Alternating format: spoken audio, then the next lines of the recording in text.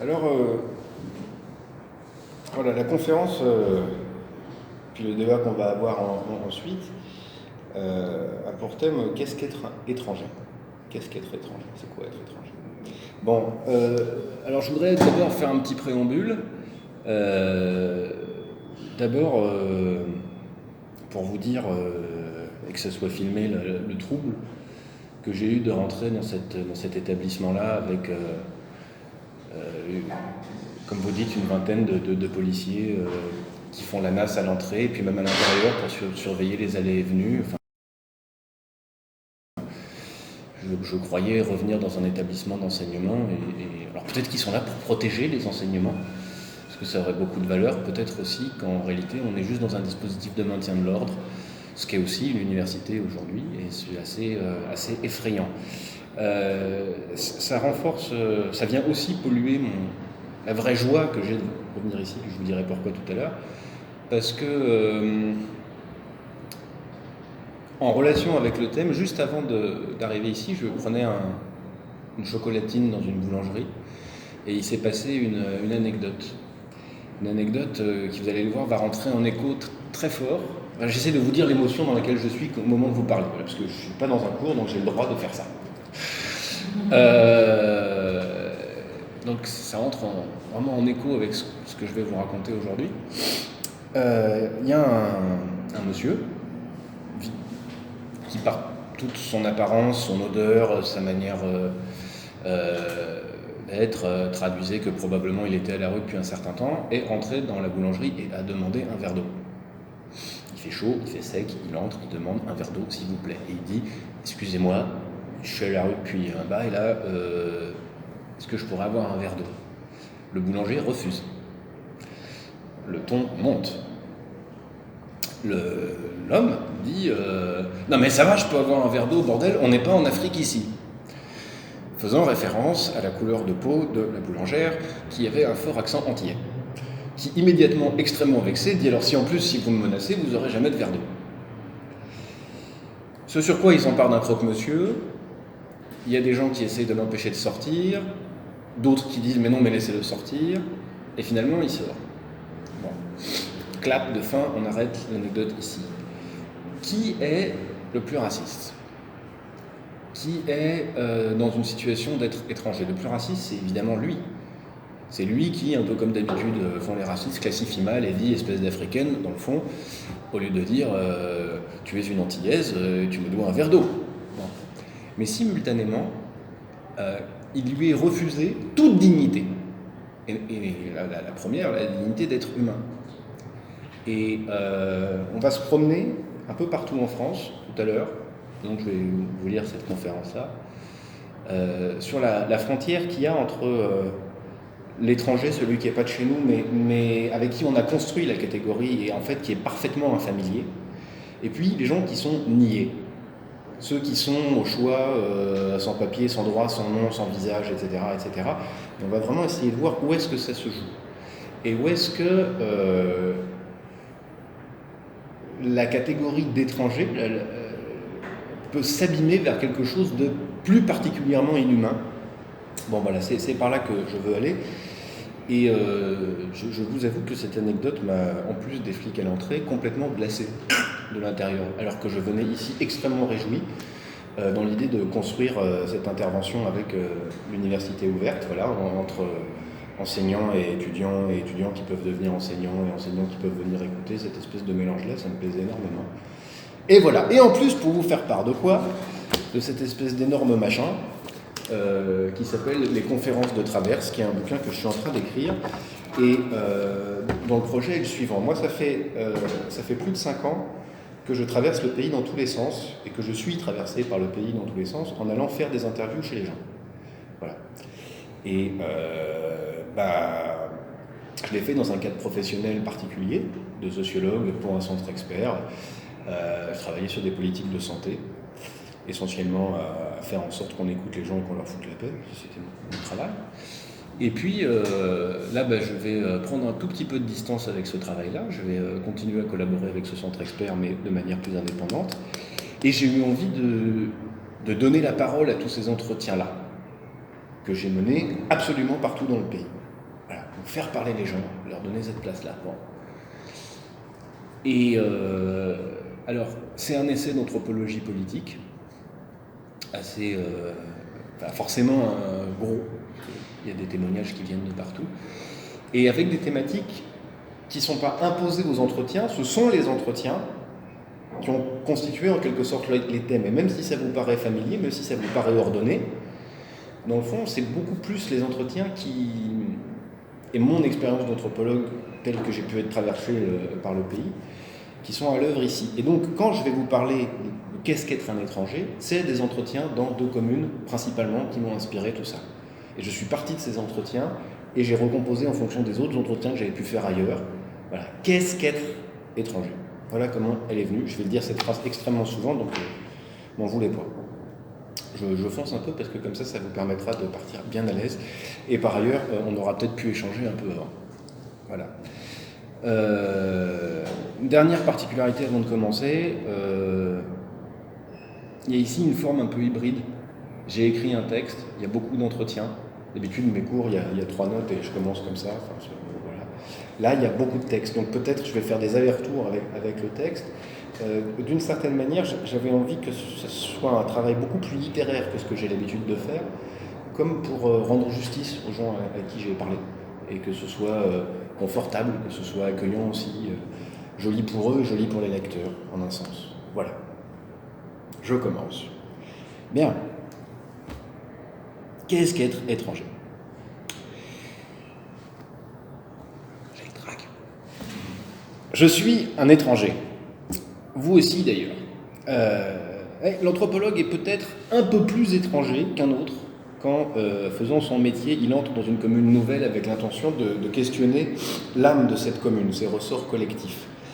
Alors, je me souviens d'un après-midi de solitude terrible dans une petite commune de l'Aube, Marcilly-le-Hayer, quand je commençais à devoir rentrer dans cette commune pour comprendre sa logique, comment elle fonctionnait, et comment j'allais du cimetière à la place, du monument aux morts au casino, du café, il restait un café, à la pissotière, j'allais, que des portes fermées, tout était fermé, les visages étaient fermés, et littéralement, là, vous êtes pire qu'un étranger, vous êtes un intrus, et vous êtes un intrus qui vient avec une question énorme, parce que vous allez demander à tout le monde, pas à une personne, le plus grand nombre de gens possible, qu'est-ce qui fait le cœur de leur vie ?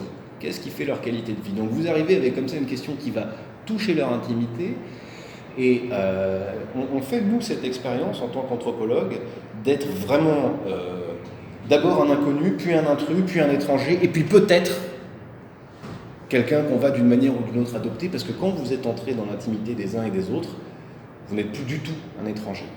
Donc c'est un parcours qu'on fait, et il faut apprendre à le faire le plus vite possible, sinon on ne peut pas faire de terrain. Bien.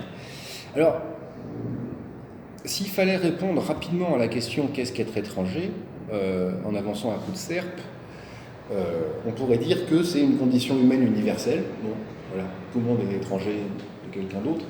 Une condition humaine et sociale qui correspond à un ressenti humain et social modulé selon dans les sociétés, selon la manière dont on engage la question du même et du différent, et puis la question de la pluralité. Voilà. Toutes les sociétés sont confrontées à la pluralité, voilà, parce qu'on est tous à la fois semblables et différents, et puis dans les différentes sociétés, on interprète ça différemment. Mais on n'a pas besoin d'aller à coup de serpe, on a le temps. Alors, reprenons. Je vous ai dit, je commençais comme ça, qu'est-ce qu'être un étranger ? Je suis un étranger, vous aussi d'ailleurs. Alors, du côté de ma mère, on vient de cette espèce de zone interlope entre la Grèce et la Turquie, où il y a des Grecs chez les Turcs, des Turcs chez les Grecs, enfin voilà, c'est mélangé. Et je voudrais vous rapporter une anecdote qui se passe dans un lieu qui recevait beaucoup de réfugiés,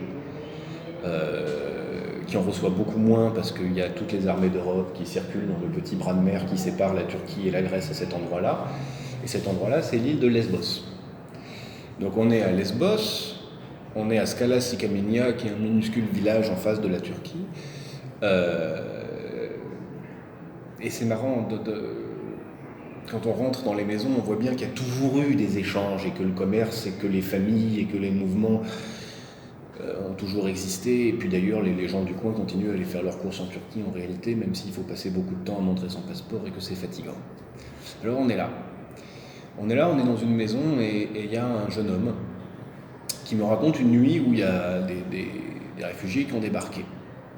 Voilà, des réfugiés qui ont débarqué, une barque, les mecs sortent, et puis ils viennent toquer à la grille, quoi, et ils viennent demander où est Athènes.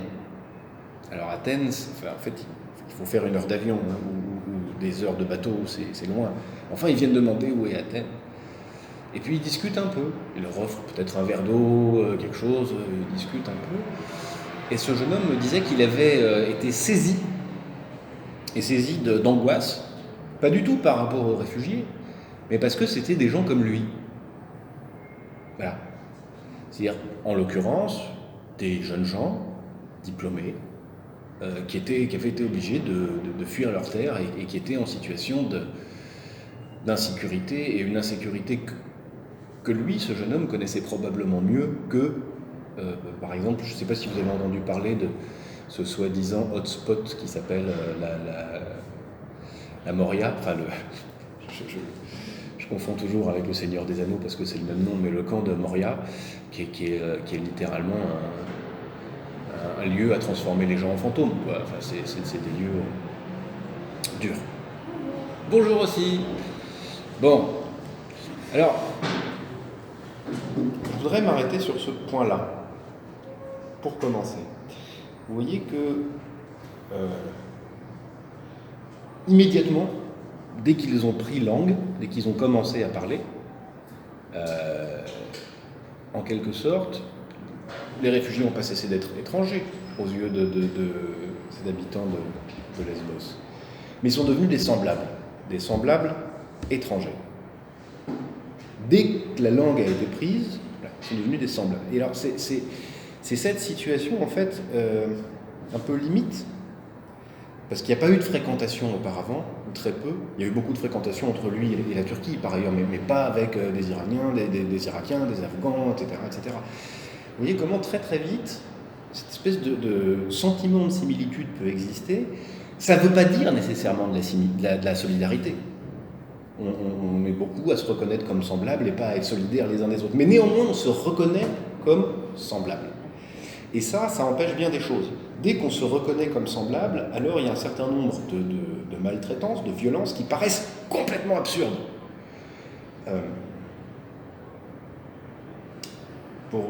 Non, je ne vais pas revenir tout de suite à l'anecdote de la boulangerie, avancer un peu. C'est ce qui rend, par exemple, à l'université ou partout ailleurs, complètement absurde une situation dans laquelle un étudiant sans papier se fait expulser. C'est complètement absurde, parce que dès lors qu'on a commencé à prendre langue, qu'on a parlé, qu'on a échangé, qu'on a étudié ensemble, sans nécessairement que ça déclenche chez l'enseignant, par exemple, de solidarité, la situation ne fait plus sens. J'appuie là-dessus parce que je vais essayer de vous montrer que dans les formes de rapport à l'étranger que j'ai pu observer en France et que je vais vous rapporter, pour le dire brutalement, un étranger n'est pas un étranger. C'est-à-dire qu'en fait, il y a quand même un certain degré de familiarité avec l'étranger. Et que c'est dans un cadre administratif, bureaucratique, policier, extrêmement violent, qui nie aux gens leur qualité d'être humain, qu'on arrive à des catégories non traditionnelles et beaucoup plus violentes, qui permettent de traiter les êtres humains comme des objets, comme des choses, et de leur imposer des violences, comme par exemple ne pas donner de verre d'eau à quelqu'un. Bien. Alors, il faut que j'accélère parce que là je me promène dans les notes de la première page. C'est terrible. Alors revenons à cette histoire-là. Qu'est-ce qu'être étranger ? Je veux maintenir la question et essayer pas tant d'y répondre que de l'approfondir grâce à des traversées, à des manières de penser et de vivre que j'ai pu repérer en France. Alors je voudrais éviter d'aller trop vite, ça sera le sujet de la deuxième conférence de Traverse, c'est comme ça que ça s'appelle, vers la question de la xénophobie et du racisme. Je voudrais d'abord essayer de comprendre ce que c'est qu'être étranger. Est-ce que c'est être qualifié d'étranger, ressentir en soi sa propre étrangeté ou l'étrangeté de l'autre ? etc., etc. Voilà, vraiment essayer de gratter ça. Bon. On pourrait commencer par là à dire que ce qui m'apparaît étranger, c'est ce qui ne m'est pas familier. C'est ce qui n'est pas le propre de soi, ou ce qui n'est pas assez familier. C'est ce qui n'environne pas ma sphère affective immédiate, ce qui ne fusionne pas immédiatement avec mon identité. On va donc, et gardez ce mot-là en tête, se promener autour de la notion d'immédiateté. Est-ce qu'on a exclu suffisamment pour être dans des pures relations d'immédiateté ? Ou est-ce qu'au contraire, on est obligé de passer par des médiations, par des différences d'identité, par des négociations, par des façons d'organiser la pluralité dans un espace, etc., etc. Bien. Alors, qu'est-ce que c'est quand on n'est pas assez identique ? Là, je prends des exemples à dessein. Les Ardennais, du point de vue des Marnais. Les gens de la Marne vous diront bien que les Ardennais, c'est pas des gens comme nous. Parce que bon, les Ardennais sont froids, alors que les Marnais, eux, sont beaucoup moins froids. Et réciproquement, ce sont les Marnais, du point de vue des Ardennais. Et donc, pour le dire avec humour, indubitablement, les gens des bords de Marne ne sont pas des gens comme nous, mais qui pisait, les gens des bords de Meuse non plus, enfin, etc., etc. C'est-à-dire, quand vous vous promenez en France, on va systématiquement vous dire que les gens du département d'à côté, c'est pas des gens comme nous. Attention, cette distinction, je l'ai prise exprès, est réciproque. Et fait presque l'objet, c'est ça qui est amusant, d'une connivence. C'est-à-dire qu'on se traite d'étrangers, mais en quelque sorte dans un système organisé, ben installez-vous, enfin. Je suis là 5 minutes, je suis en pause. Pardon ? J'ai un cours en fait, je suis juste... Ah, d'accord, il n'y a pas de souci. Alors peut-être vous connaissez l'humoriste Pierre Desproges qui en fait son miel d'humoriste en disant, par exemple, moi qui suis limousin, j'ai complètement raté mon couple parce que j'ai épousé une non-limousine. Mais cette manie cocasse de la différence est effectivement un trait prégnant de notre façon d'être nationale. Alors parfois, on arrive à comprendre, parce qu'on est anthropologue, des lignes anthropologiques profondes qui se jouent dans ces façons de se distinguer. Nous, on est d'ici, les autres, ils sont de là-bas, etc. Alors là, je vous lis littéralement, j'ai rencontré ainsi un Aveyronais qui, dans ses jeunes années, comme garçon de ferme, s'était installé et marié dans le Tarn. Voilà. Et alors, évidemment, avec une Tarnaise, propriétaire d'une ferme, chef d'exploitation, et qui s'est trouvé ainsi complètement délocalisé. C'est-à-dire qu'il venait d'un pays patriarcal, patrilocal, patrilinéaire, et je les Aveyronnais, ça, et il se retrouve dans un pays où les fermes se transmettent plutôt par les femmes qui par ailleurs sont dotées d'une autorité sur place, et donc dotées d'une autorité assez peu compatible avec une morale aveyronnaise. Et donc si près de chez lui, quelques dizaines de kilomètres, il se trouvait étranger, presque bousculé dans ses infrastructures intimes. Pour rentrer un petit peu plus loin dans le détail, on lui avait même changé son prénom. C'est-à-dire qu'il était complètement délocalisé, quoi. Alors, il faut bien faire attention à quelque chose d'extrêmement simple, qui est que l'étrangeté de l'autre n'épuise pas la qualité d'étranger. On est d'abord étranger à soi-même. Et je vous le démontre très très simplement. À chaque fois qu'on s'observe absurde ou admirable, réduit à rien, transcendé, lâche, méprisable à ses propres yeux, à chaque fois qu'on se découvre d'une autre façon qu'on aimerait être, ou de manière complètement inattendue, on se découvre à cet endroit-là, étranger à soi-même. Donc, à cette étape-là, on pourrait dire l'étranger, c'est avant tout ce qui sort du cadre en nous et hors de nous. Bon. Cette sortie du cadre peut être perçue comme la possibilité d'une liberté de rencontre ou comme une menace à l'intérieur de soi, comme à l'extérieur. Pour moi, par exemple, quand, je ne sais pas si vous avez lu La Métamorphose de Kafka. Vous savez, il y a quelqu'un qui se réveille le matin et c'est un énorme cafard. Ça pourrait arriver au président de l'université Paris.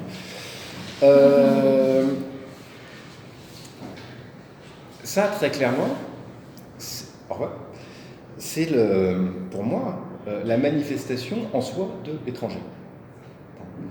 De la même manière, je pensais à une autre... vous avez lu peut-être Taras Bulba de Gogol? Non, je sais pas. Bon, c'est l'histoire d'un cosaque très fier et très farouche qui part en guerre contre les autres, notamment contre les Polonais. Et alors, son fils, son propre fils, la chair de sa chair, tombe amoureux d'une fille dans le camp adverse. Et donc le trahit et lui fait la guerre. Et voilà, c'est atroce. Et de la même manière, pour moi, ça c'est une métaphore d'avoir l'étranger en soi. Bon, peut-être pas m'attarder là-dessus. Pour revenir à Kafka, Kafka a beaucoup joué avec ça. Par exemple, il a inventé dans une nouvelle qui s'appelle Un croisement, un animal qui aurait été un parfait équilibre entre un chat et un agneau. Donc vous voyez là, c'est deux étrangers qui vivraient au sein du même être. Mais effectivement, c'est pas la peine de le prendre métaphoriquement de manière trop avancée. Nous avons tous un étranger en nous. Voilà, c'est quelque chose qu'on rencontre immédiatement. Bien. Alors, ça peut être à la fois un risque et une opportunité en soi. Ça peut être vis-à-vis de l'extérieur, un risque à vos souhaits et une opportunité. Donc le risque, ça peut être la peur de la perte de l'unité, de la pureté du groupe, la peur ou le refus de l'invasion, ça peut être l'idée que l'identité commune est menacée, le désir ou l'attrait de l'étranger, ça peut être le désir d'altérité, de voyage, d'aventure, d'altérité radicale, d'échapper à une surdétermination, voilà, bon. Toutes choses qui vous sont probablement familières, au moins dans l'expérience de la vie commune. Je reprends. L'étranger, c'est donc ce qui en soi et hors de soi n'est ni familier ni propre, pour le meilleur et pour le pire, mais en fait, on devrait dire pas assez familier, pas assez propre. Ce qu'en soi et hors de soi, on se refuse de reconnaître comme soi.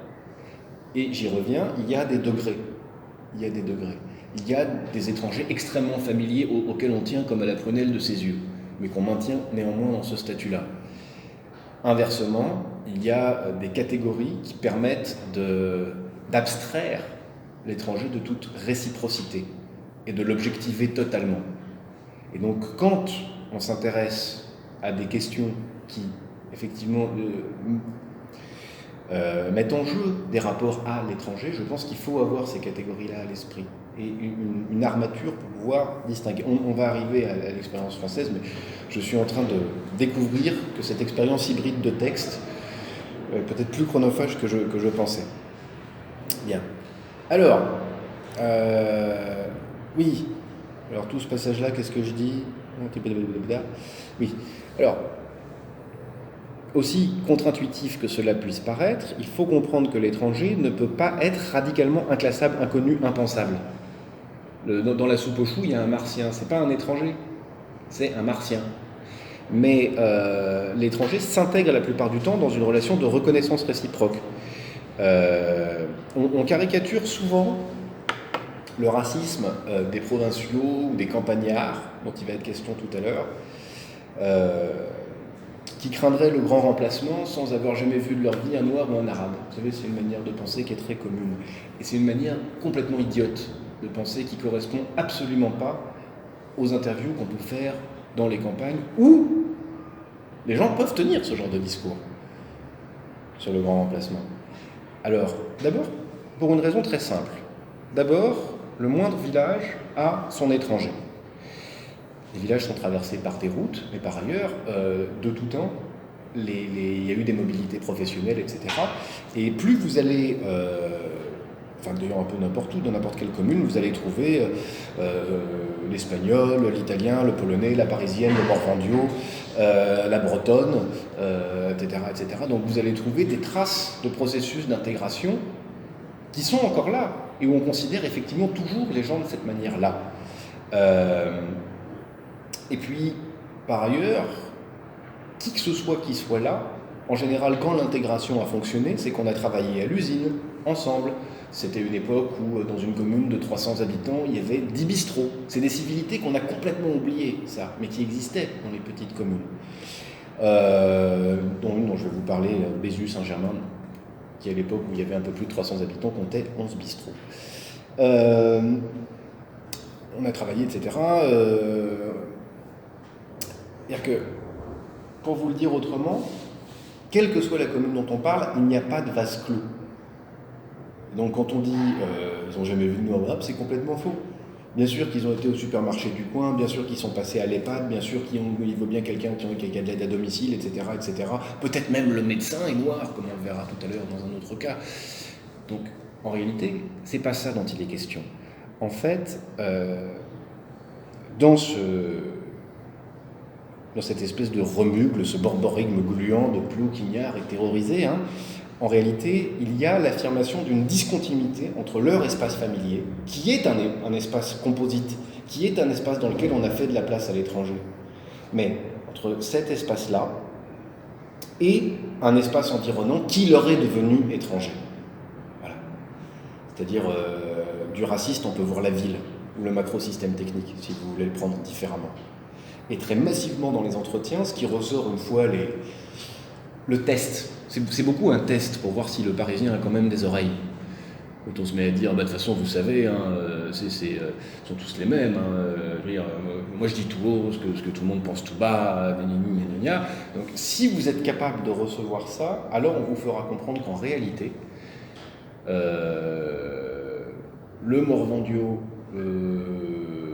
la personne d'immigration de première génération qui est là et qui vient d'Afrique du Nord ou n'importe où, celle de deuxième génération qui vient de Pologne, et le pire, celui qui vient d'Île-de-France, celui qu'on aime le moins, vote Front National.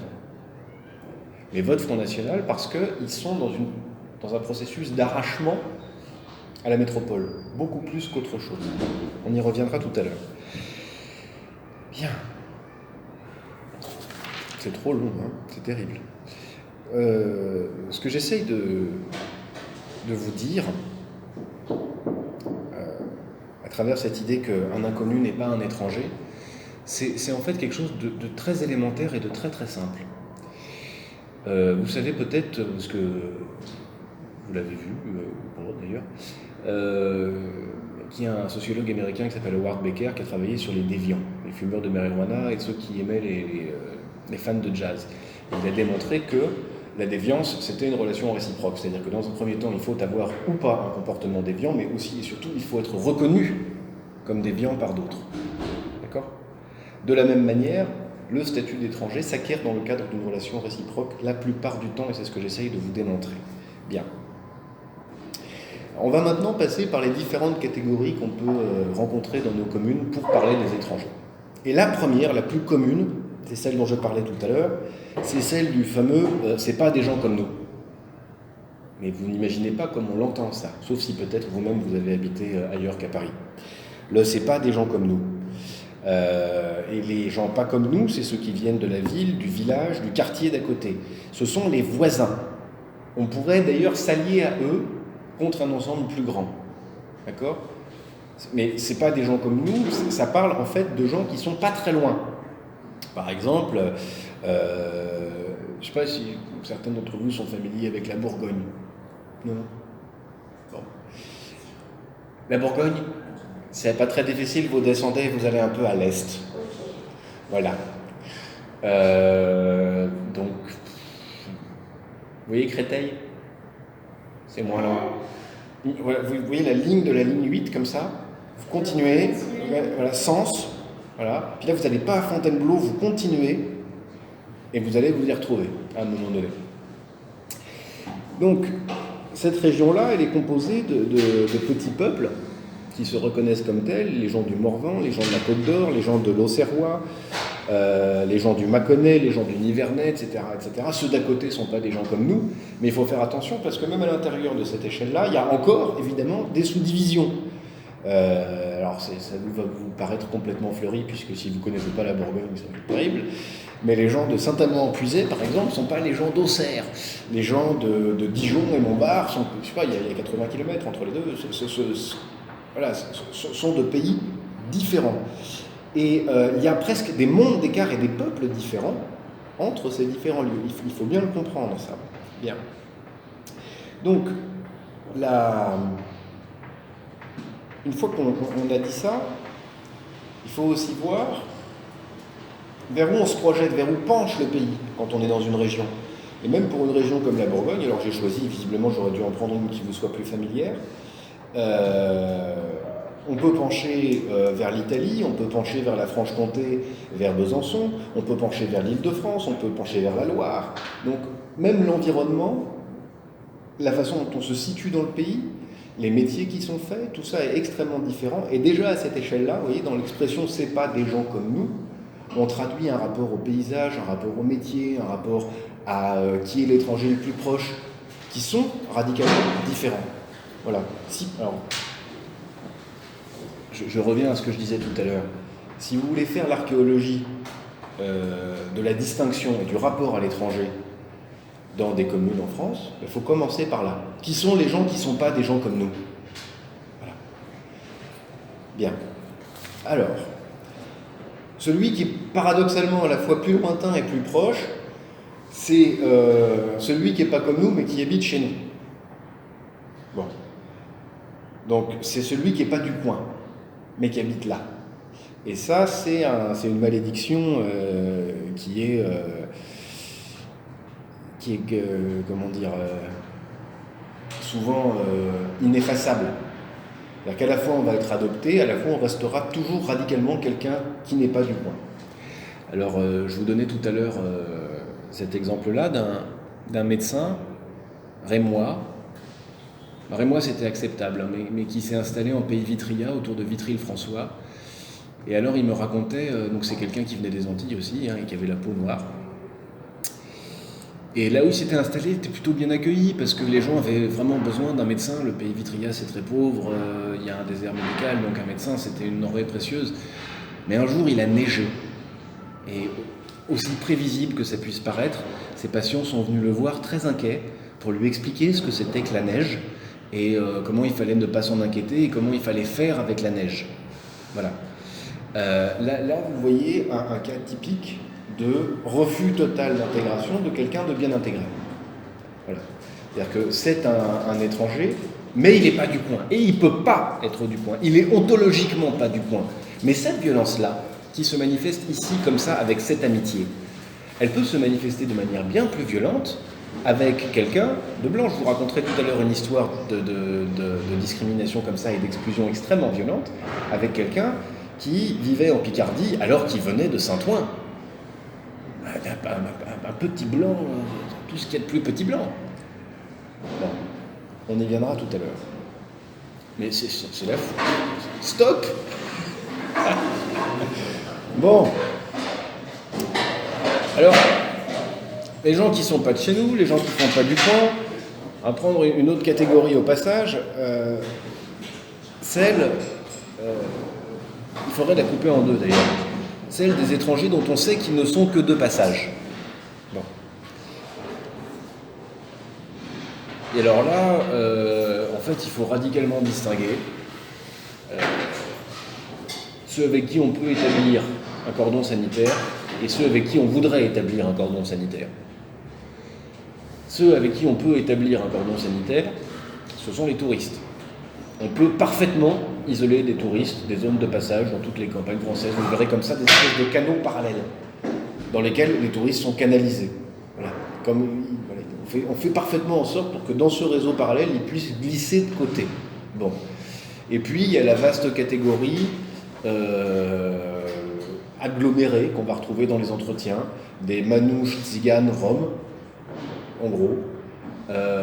Sauf dans les lieux où il y a des communautés manouches ou gitanes sédentarisées depuis très longtemps et auquel cas, bon, la fréquentation les rapporte à une autre catégorie qu'on verra tout à l'heure.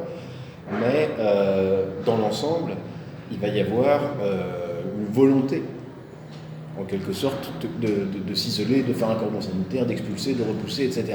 Donc, ceux qui ne sont pas de chez nous, mais qui sont des familiers dans des cadres de relations réciproques, comme on a vu, ceux qui sont intégrés, mais qui ne deviendront jamais ceux qui ne sont pas du coin, ceux qui ne doivent ne faire que passer et avec lesquels on entretient cette relation ambiguë, c'est-à-dire donne-moi ton pognon, mais va-t'en pour le touriste d'un côté, et va-t'en tout court pour ce qui est des nomades, des vagabonds.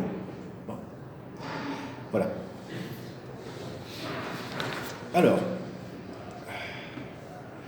il y a une dernière catégorie qu'il faut mentionner, toujours dans ce registre traditionnel et en dehors de la catégorie des sans-papiers, des sans-droits, que je veux absolument garder de côté parce que pour moi, elle tranche par sa radicalité d'exclusion avec les catégories traditionnelles qu'on va utiliser dans les provinces et les campagnes et les villes françaises pour avoir des relations avec ceux qu'on perçoit comme étant étrangers. Je dis qu'elle les fait exploser parce qu'elle refuse toute réciprocité. Voilà. C'est-à-dire qu'un sans-papier, un sans-droit, un sans-voix ou une sans-papier, c'est quelqu'un avec qui on va refuser d'engager toute relation de réciprocité. En d'autres termes, on va refuser d'être l'étranger de l'étranger, on va refuser de négocier avec cette personne ou ce groupe-là les conditions de relations futures. On perd toute forme de civilité à cet endroit-là. Et c'est seulement dans ce cadre de non-reconnaissance qu'on peut déployer des actions extrêmement violentes, sans même en percevoir la violence. Bien, je reprends. Alors, et cette catégorie aussi traditionnelle, mais qui eux frise la catégorie des sans-papiers, des sans-droits, et c'est ceux que j'appellerais les saisonniers. Les gens qu'on fait venir de Roumanie ou du Maghreb pour faire les récoltes. Bon. Je ne sais pas si ça vous est arrivé d'aller sur des exploitations en France sans travailleurs, sans travailleuses, sans personne. À un moment donné, il y a des fruits. À un moment donné, il n'y en a plus. On a apporté, pour une saison très courte, des gens qui ont travaillé là, qu'on a parqués dans des camps, dans des tentes, etc., qui ont fait un travail et qui repartent sans avoir eu le droit d'engager la moindre relation avec la population environnante. Alors pour les gens qui aiment glaner, c'est royal, c'est génial. Je veux dire, vous allez vous promener en Provence, je le raconte ça parce que je l'ai fait dans les champs d'abricots après ces récoltes-là, c'est rempli d'abricots partout, vous ne pouvez pas passer la nuit, et c'est une expérience merveilleuse de plonger les doigts comme ça dans le fruit juteux qui pendent aux arbres. Mais c'est tout simplement parce qu'en fait ce sont des exploitations exploitées dans un cadre où les travailleurs sont hermétiquement séparés, les travailleurs et travailleuses sont hermétiquement séparés des populations. Vous n'avez aucune chance de les rencontrer. Pardon ? Qu'est-ce qu'il y a ? Ah oui, salut. Bien. Ce qui est marrant, c'est que, pour vous qui me connaissez en tout cas, le fait d'entrer et de sortir, ça ne change absolument pas du régime habituel de mes cours. C'est parce que en fait, je fais toujours cours comme ça. Bien. Alors, ouais, je vais accélérer un peu. Je vais accélérer un peu, parce que je vous ai déjà parlé du Front National et du Rassemblement National, on ne va pas y revenir. Je voudrais vous proposer une expérience anthropologique de l'étranger, et plus précisément une expérience d'anthropologue du rapport à l'étranger. Donc on va aller visiter ensemble une petite commune de Picardie, qui est entre Laon et Saint-Quentin. Voilà. Bon. Vous connaissez la Picardie ? Ouais. C'est surtout nord-est. Voilà. Mais c'est vrai. Au-dessus de l'Avignon, c'est le nord. Oui, mais c'est vrai, vous avez raison. Et Carpentras, Orange. Genre du Gard. Ah, le Gard.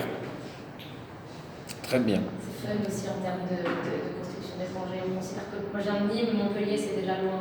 Ah ben ça mais c'est partout pareil. Ça, rassurez-vous, c'est un trait parfaitement commun à l'ensemble de la France. Et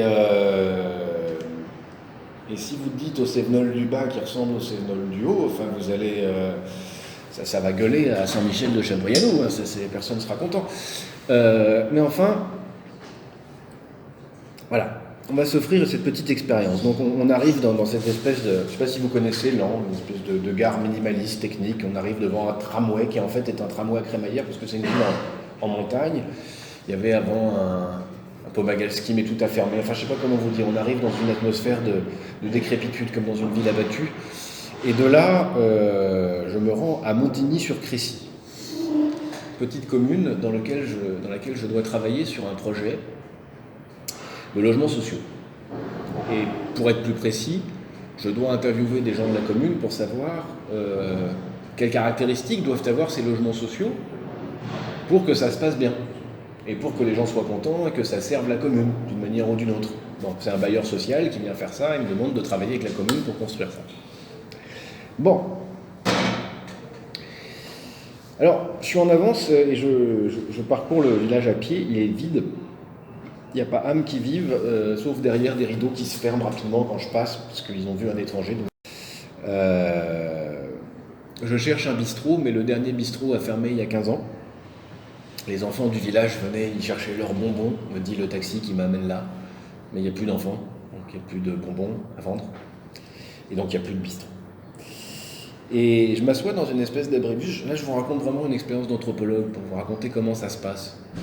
Et je suis devant ces espèces de grands corps de ferme en briques et je ne sais pas pourquoi, ce qui me passe par la tête, mais j'ai l'impression de voir des images en noir et blanc de colonnes vichistes en train de passer. Des gens en armes en train de passer. J'ai peur dans mon abribus devant ces espèces de fantômes imaginés.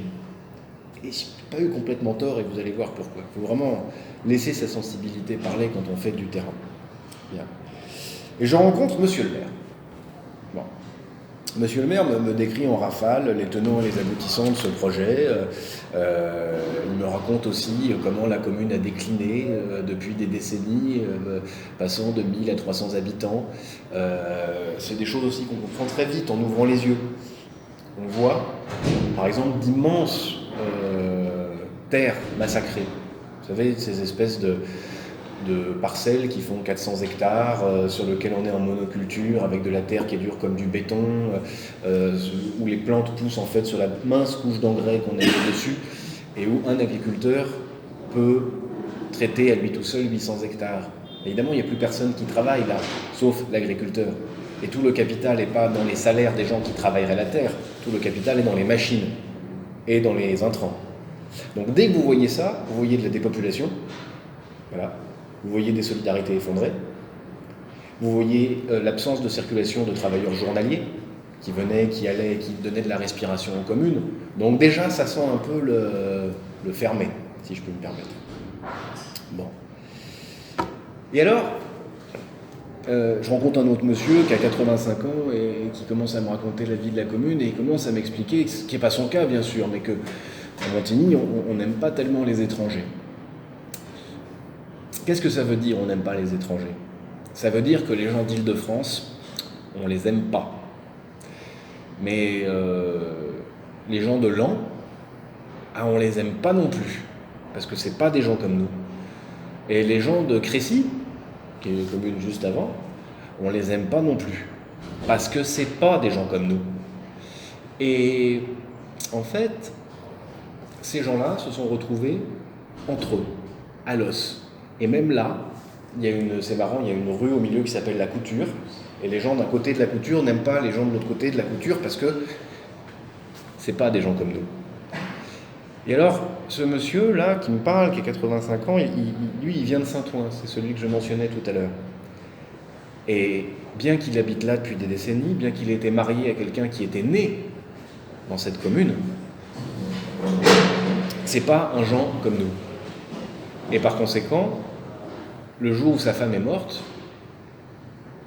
la plupart des gens de la commune ne sont pas venus à l'enterrement, parce qu'on n'allait pas accompagner un étranger.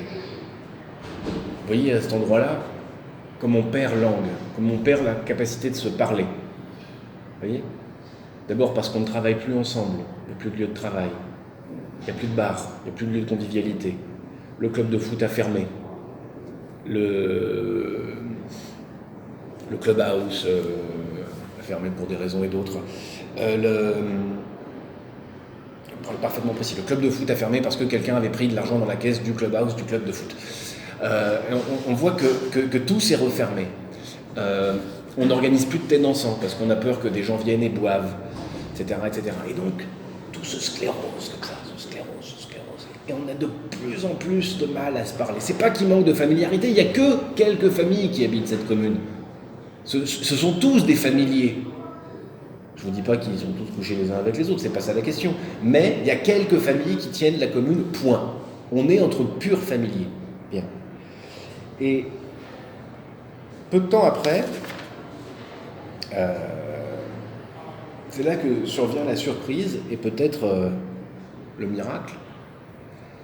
C'est que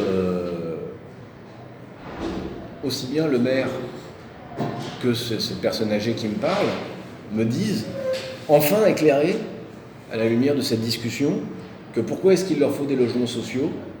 Ben, pour faire venir des étrangers. Pour faire venir des étrangers. Pourquoi? Pour pouvoir respirer. Pourquoi faire venir des étrangers pour pouvoir respirer? Ben, c'est exactement, si vous reprenez le cycle de ce que je vous ai dit, parce qu'ils se retrouvent dans une situation d'immédiation, d'immédiateté telle que ils sont obligés de se manger les uns les autres. Ils ont absolument besoin de réintégrer de la pluralité chez eux, et ça passera par des logements sociaux et faire venir du monde. Bon, c'est un exercice qui est délicat, c'est plutôt une bonne idée d'avoir des sociologues avec soi, mais néanmoins, vous voyez la logique qui est ici à l'œuvre. C'est-à-dire que dans le fond, on a créé une situation... Ah oui, il faut que je vous raconte aussi pourquoi est-ce que ces images du Christ n'étaient pas complètement folles. C'est parce que une des raisons de la décrépitude de cette commune, c'est qu'un agriculteur dans l'agriculture extensive et intensive avait pris le pouvoir et qu'avec des travailleurs dans son exploitation, il mettait la commune en coupe réglée et d'une certaine manière, il l'a orienté vers ce chemin-là. Bon. Alors, vous voyez que dans cette commune qui pourrait paraître la moins accueillante aux étrangers, parce qu'on a atteint ce point limite d'immédiation, on en arrive à exprimer un besoin d'étrangers. Bien. Alors peut-être des Parisiens, hein, mais dans le fond, Parisien, quelqu'un de Crécy, etc., noir, blanc, jaune, ce que vous voulez, peu importe. La question, c'est faire venir des étrangers, faire venir de la respiration. Bien. Alors, cette idée que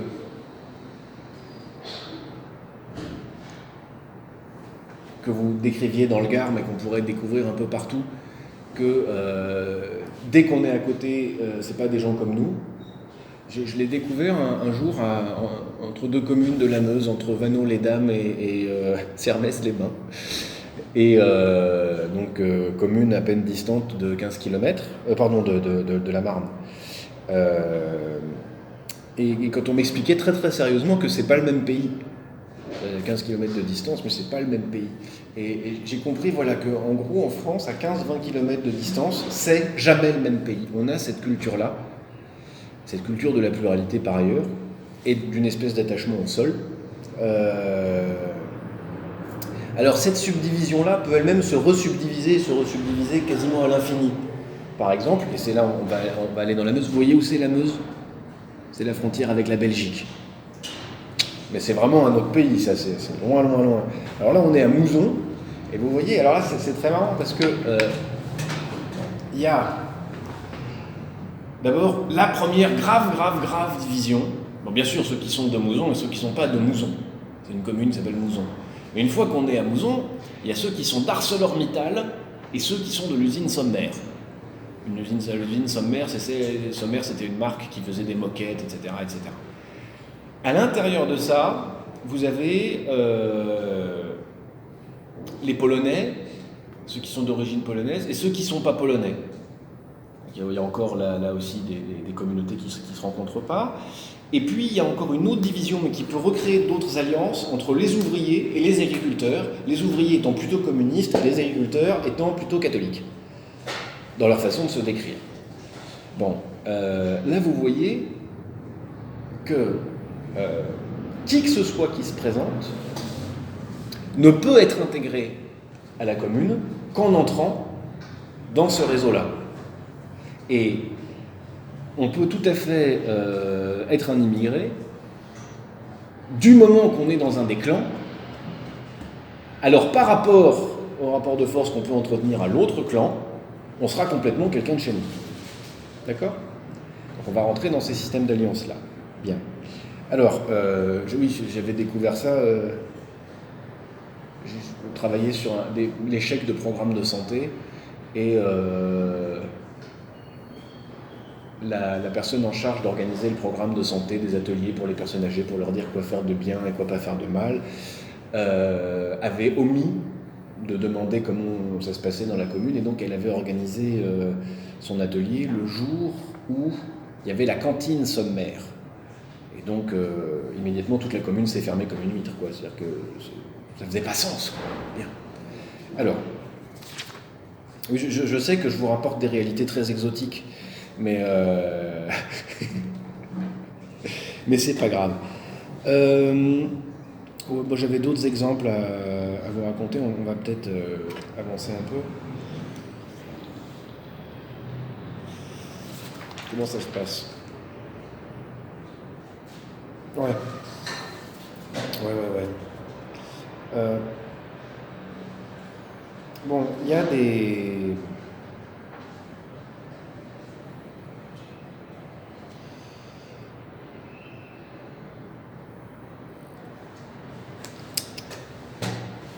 Il y a des manières de faire exister la différenciation, la discrimination, de manière extrêmement visible, parfois avec un ancrage politique, parfois discuté, parfois pas discuté. Je sais pas, pensez aux cités qu'on a peuplées de populations immigrées à certains moments, où là, littéralement, on a créé des zones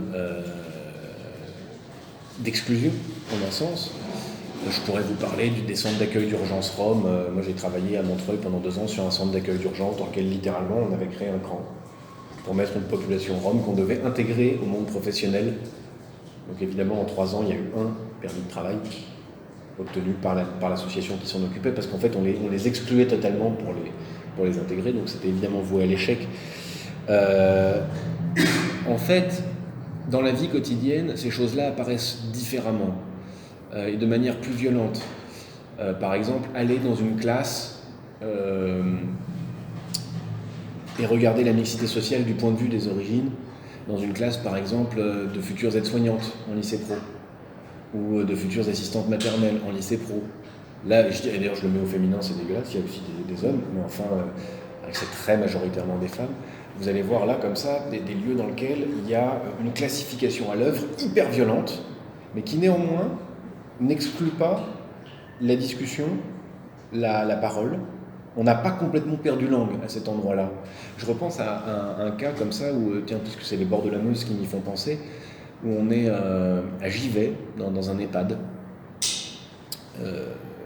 et tout le personnel est de couleur, si on veut bien, et tous les résidents sont blancs. Voilà. Et quand j'interviewe les femmes et les hommes qui travaillent dans cet établissement-là, pour les interroger sur cette espèce de différence extraordinaire, ils m'expliquent qu'eux, jamais ils mettraient leurs vieux dans un établissement comme ça, parce que c'est pas possible. En tant qu'immigrants de 2e ou 3e génération, on fait pas ça à ces vieux. Bon. Un regard sociologique plus précis, probablement, amènerait à voir d'autres causes, comme le fait que plus on est dans des catégories sociales défavorisées, moins il y a d'espérance de vie et moins on a d'argent pour investir dans un placement en EHPAD, mais cette raison culturelle par ailleurs est aussi existante. Bon. Alors, il faudrait que je prenne le temps de vous parler de toutes les manières traditionnelles qu'on a aussi de faire exister. Oui. Un point important avant d'enchaîner, c'est que dans le racisme de clocher, il y a la plupart du temps une forme de confusion qui s'exprime. C'est-à-dire qu'on va attribuer à l'autre quelque chose d'autre que ce qu'il est, un statut différent de ce qu'il est. Par exemple, j'ai vu des gens de Montreuil dire que depuis qu'il y avait les Roms qui étaient là, il y avait trop d'Arabes, parce qu'ils assimilaient Roms et Arabes dans leur tête. J'ai vu les gens de cette association parler de Roms alors qu'en fait c'était pas des Roms du tout, c'était des Roumains, etc. Et vous allez voir cette espèce de logique-là, alors qu'il existe aussi des logiques de communauté très traditionnelles en France pour exister selon les lieux. On va parler des Lusitanos, par exemple, pour la communauté portugaise, je sais pas, l'association des Espagnols de Bayonne, etc. Des associations polonaises de cultes qui vont se réunir à Metz. Enfin. Bien. On atteint la figure de l'étranger comme repoussoir ou comme non-lieu qu'à partir du moment où on perd langue, où on cesse de se fréquenter, où on cesse de travailler ensemble, où on cesse, on pourrait dire ça tout simplement, de parler et de se fréquenter. Et j'ai un exemple comme ça qui me vient, une petite commune de Picardie, une autre, Désolé, je ne sais pas de commune du Gard à cet endroit-là, mais ailleurs, je vous en trouverai. Et alors c'est une commune qui est intéressante parce que j'interviewe là-bas des personnes âgées. Toutes les personnes âgées sont d'une origine, sauf une, différentes. Il y en a une qui vient de Seine-et-Marne, pardon. Il y en a qui sont d'origine polonaise, il y en a qui sont d'origine belge. En fait, tout le monde vient un peu d'ailleurs. Mais eux ont fait corps. Ils ont fait corps, il y en a d'origine italienne beaucoup, autour des bistrots qu'il y avait, autour du travail en commun, autour de l'association.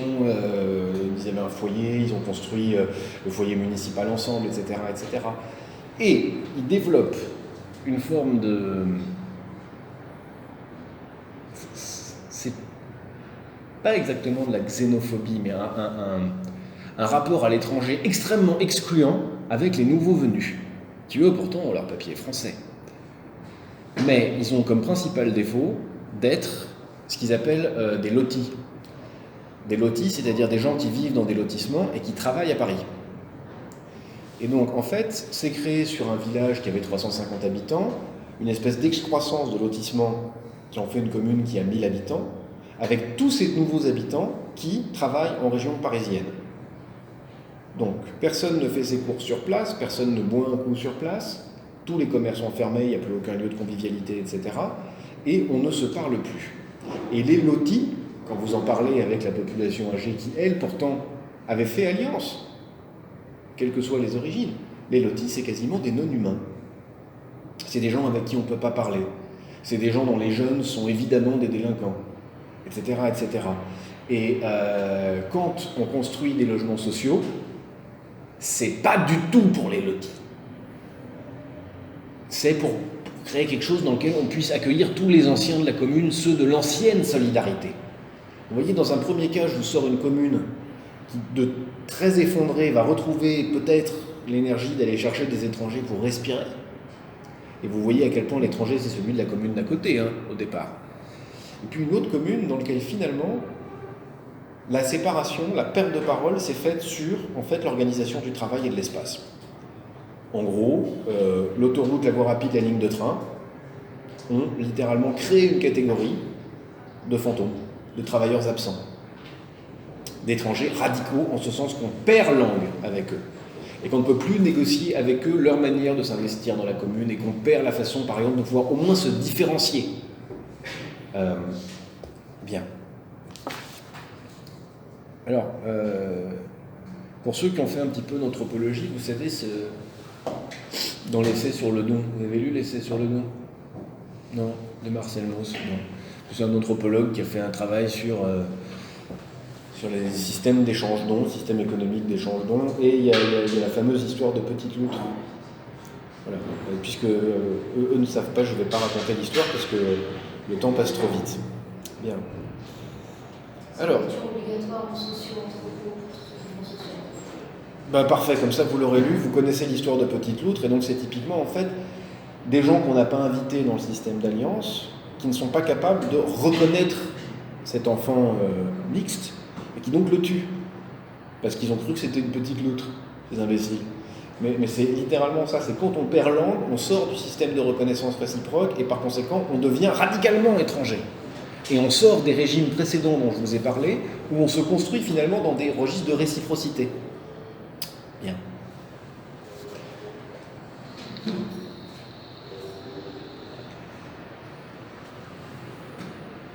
Il a oublié ses écouteurs. Toutes ces affaires, je pense. Ah, d'accord. Bien. Alors, je voudrais terminer sur des notes un peu positives. Il y a eu une espèce de passion des sociologues et anthropologues français au milieu du XXe siècle, dans la deuxième partie du XXe siècle, pour une commune en Bourgogne qui s'appelait Minot en Châtillonnais, où les sociologues n'ont pas cessé de venir. Bon, et notamment une qui s'appelle Françoise Zenabend, qui a fait une étude sur la population de Minot en Châtillonnais. Elle s'est rendue compte que quasiment la totalité de la population avait été renouvelée, et que en fait, dans ces petites communes rurales, il y avait une énorme circulation des gens. Et il y a quelque chose qui m'a frappé, et qui est pour moi le mot le plus important de cet article a posteriori, et qui est en fait le mot de souche. À Minot-en-Châtillonnais, en 1968, on utilise le mot de souche dans l'expression faire souche, et pas dans l'expression être de souche. Donc un souchien, dans ce vieux français-là, c'est quelqu'un qui a fait souche. Et quand on dit faire souche, ou faire feu, ou faire un foyer, ça désigne ce processus d'intégration par lequel on habite d'abord à l'extérieur de la commune, puis dans les faubourgs, et puis en plein centre de la commune. Et quand on entre dans une maison, quand on fait feu, quand on fait souche, alors on est complètement intégré, et on est aussi intégré avec les autres. Bien. Je soupçonne l'essentiel des manières de faire et des manières de sentir que j'ai exposées devant vous, les gens qui ne sont pas de chez nous, les gens qui ne sont pas du coin, etc., d'être en réalité les traces de processus d'intégration relativement efficaces. Voilà. Et il me semble que on a la ressource culturelle dans ce pays pour comprendre que quand on est dans l'immédiation, on crève. Voilà. Quand on est qu'entre semblables ou indifférenciés, on crève. Et que toute communauté est, jusqu'à un certain point, le fruit d'une intégration, c'est-à-dire à un endroit d'une construction continue d'une identité en commun qui sait qu'elle est elle-même un processus qui se construit. On est dans le pays d'Europe le plus hétérogène, le pays d'Europe dans lequel il y a le plus de différences, voilà, anthropologiques, entre les communautés, ce qu'on est, patrie-locale, patriarcale, etc., matriarcale, matrilocale, etc. Confère les études d'Emmanuel Todt sur le sujet. Il me semble qu'on a, de ce point de vue-là, un véritable savoir-faire, mais qu'il va s'agir d'aller rechercher tant les catégories qu'on utilise aujourd'hui pour parler, c'est-à-dire sans papier, sans droit, etc., flux d'immigration, c'est formidable, sont des catégories qui nous sont exogènes, en un sens, et qui colportent avec elles une violence extraordinaire parce que, en ne témoignant pas d'une évolution dans un processus d'intégration, en réalité, elles ne permettent pas de prendre langue, elles permettent au contraire d'objectiver et de maintenir loin de soi, loin d'un ressenti local en quelque sorte, mais ça peut aussi bien être Minot-en-Châtillonnais que le 14e arrondissement, ou que votre tour d'immeuble, la personne identifiée de cette manière.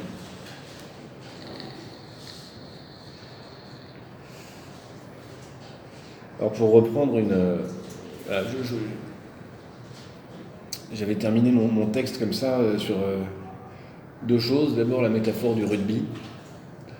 Oui, parce qu'au rugby, on met un maillot. C'est un peu comme quand on habite à Minot-en-Châtillonnais. Nous, on est les gens de Minot, nous, on est les gens du SCUF ou du PUC ou de je sais pas quoi, ou du Racing, ou ah là là là là là là. Ça efface temporairement toutes les autres provenances. Et par rapport aux autres, on va être dans une altérité, c'est-à-dire qu'on va être dans un jeu où on pourra être fier de son identité par rapport à l'autre. Mais on sait très bien qu'on a besoin d'une équipe différente de la sienne pour jouer, parce que sinon on ne peut pas jouer et puis on ne peut pas gagner. Donc on est dans un système, et pour moi les querelles de clocher c'est beaucoup ça, dans lequel on a organisé la règle du jeu pour maintenir un système de pluralité, et pour maintenir un certain rapport au lieu de création de la culture. Et ce dont il s'agit, c'est bien un système de pluralité, c'est pas un système d'exclusion. Bien. Voilà en tout cas l'intuition que j'aimerais défendre devant vous. Voilà. Et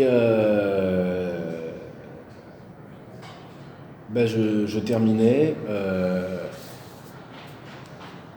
tout bêtement en reprenant et en faisant la synthèse de tout ce que je vous ai raconté sur le fait que dans une expérience d'anthropologue, on partait dans cette commune de l'Aube par une froide matinée glacée, avec l'incapacité totale de parler à qui que ce soit, avec des fenêtres qui se ferment partout. Quand je reviens 2 ans plus tard, après 2 ans de travail, après des tonnes d'interviews, après des choses faites ensemble, on a monté un marché, on a fait plein de trucs. On est complètement adopté. Et alors cette commune-là, elle est spécifique, mais par ailleurs, ce chemin d'adoption et ce chemin de passage de l'étranger radical jusqu'au sentiment qu'on a d'un espèce d'amour diffus du collectif quand on s'en va, pas tout le temps, mais la plupart du temps, c'est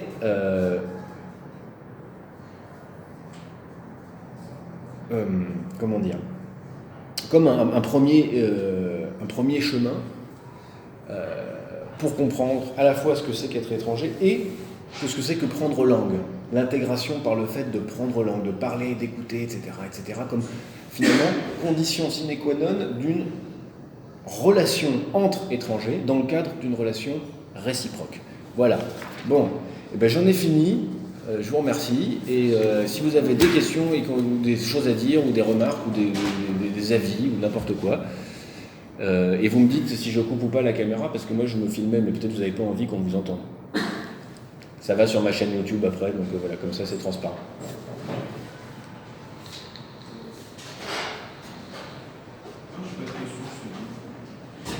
Pardon ? Ah non, je n'avais pas de question. En tout cas, j'ai trouvé très bien, même si je suis un médecin, malheureusement, pour la conférence. Ah d'accord.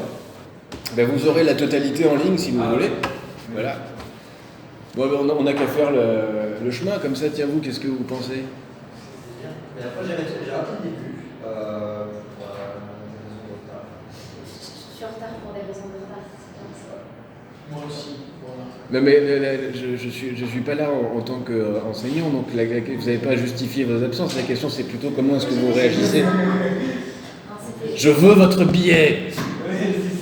Non, c'est intéressant, mais c'est pas, on va dire, un peu dangereux de mettre sur le même plan la vision de l'étranger en tant qu'étranger pour notre commune, d'un autre lieu ou d'un autre métier, et l'étranger, la personne qui vient dans notre pays et qui subit techniquement plus de violence que...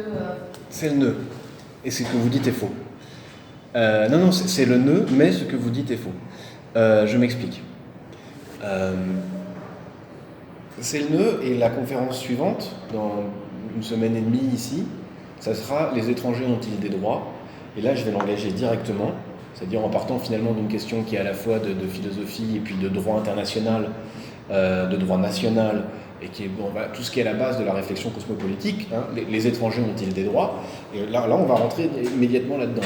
Je vais probablement vous parler pas mal des expériences que j'ai pu avoir directement avec des étrangers privés de droit, etc. Pourquoi je me suis permis ça ? Bon. Eh bien d'abord parce que, j'y reviens, c'est faux. C'est faux. D'abord, à l'intérieur même des communes, on a des systèmes d'intégration. Et un étranger polonais, espagnol, italien, morvandio, était pas du tout moins étranger à l'époque, ou pour le prendre dans votre façon de dire, mais pour le dire dans mes termes, pas du tout moins maltraité que quelqu'un qui arrive du Tchad aujourd'hui.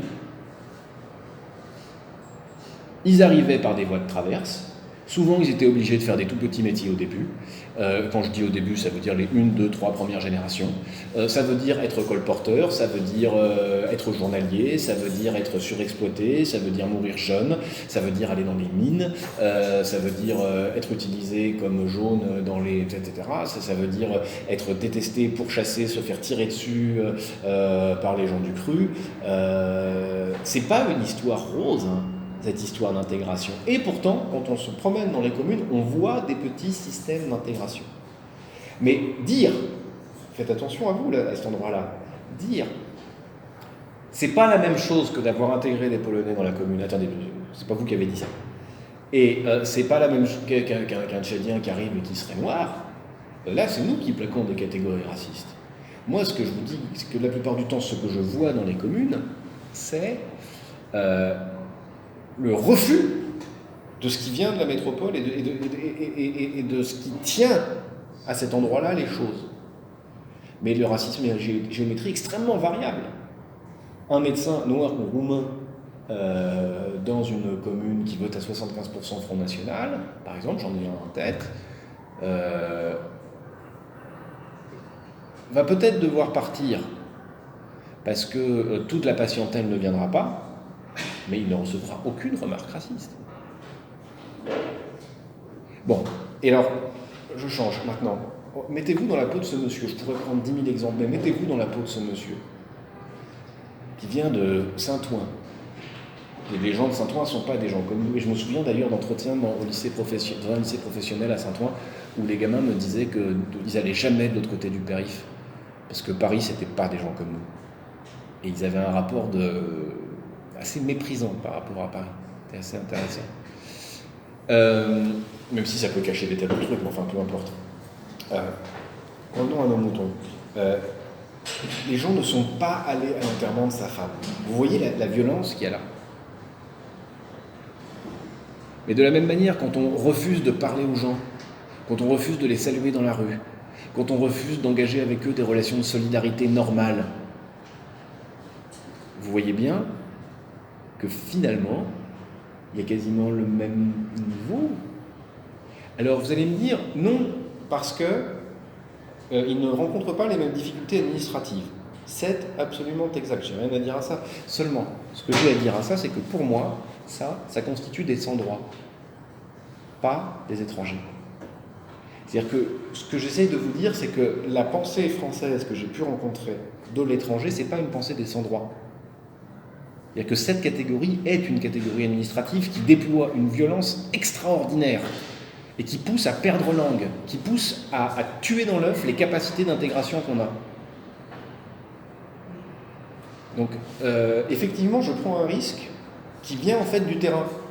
C'est-à-dire que quand je regarde la somme de mes traversées en France, la question de l'étranger ne se pose jamais sous la modalité administrative bureaucratique. Et jamais, dans cette violence-là. Jamais.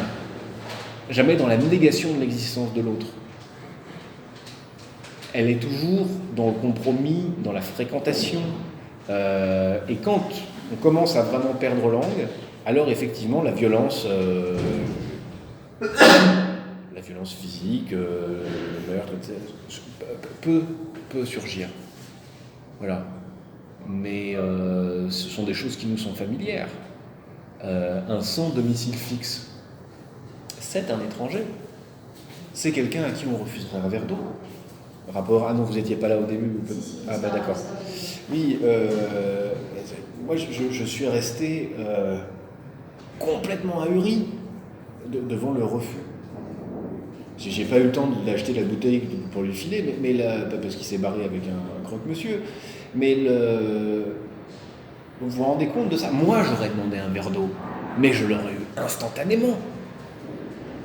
Pourquoi? Parce que je ne suis pas un étranger, je ne suis pas un étranger. Pourquoi? Parce que je ne suis pas un sans domicile fixe. Bien. C'est-à-dire qu'on a ici créé une altérité. Alors évidemment, la catégorie étranger ici est maladroite.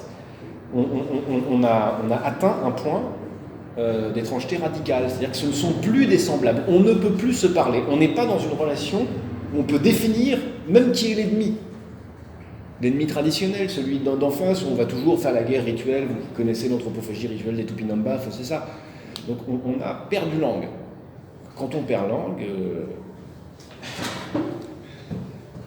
c'est la porte ouverte à toutes les violences. C'est quoi langue? La parole, le fait de se parler, aussi simplement que ça. De par mon métier, j'ai beaucoup été, par exemple, au domicile de personnes âgées. Et vous avez là souvent tombé sur des travailleurs très, très, très pauvres.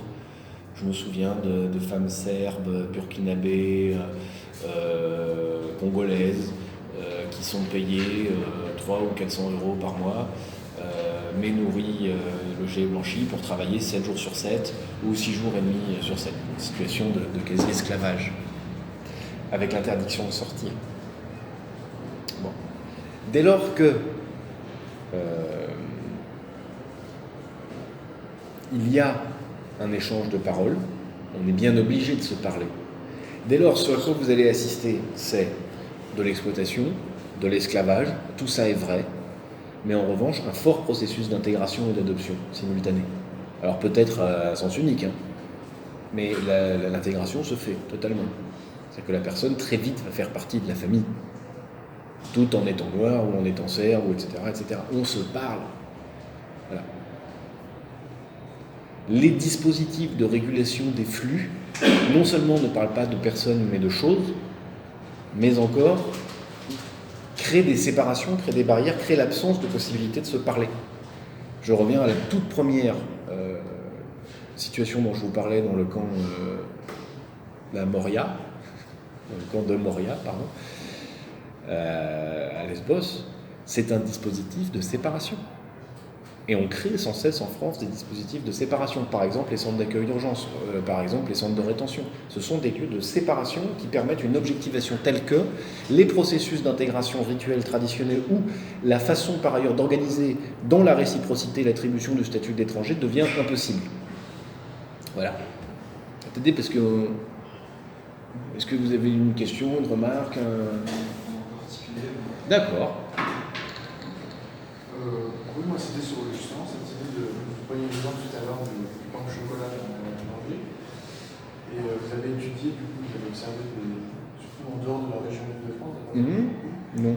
Non. Non, aussi en Île-de-France. Aussi en Île-de-France, justement, j'aimerais savoir s'il n'y a pas de différence. Vous avez parlé des sans domicile fixe, justement, et vous parlez de séparation. On essaye de maintenir un système, pas forcément d'exclusion, mais de pluralité. Et quand on est à Paris, on est amené à côtoyer des sans domicile fixe récurrentes. On s'habitue aussi à ça. Il y a des systèmes, je sais pas qu'il y a un système d'intégration des sans domicile fixe à Paris en particulier, mais simplement on les croise, on est amené à les côtoyer en descendant de la rue. Ouais. Du coup, il n'y a pas de différence justement entre une région parisienne où il y a peut-être une autre forme de solidarité, une autre forme de rapport à l'autre que dans des régions. Il y a des différences colossales.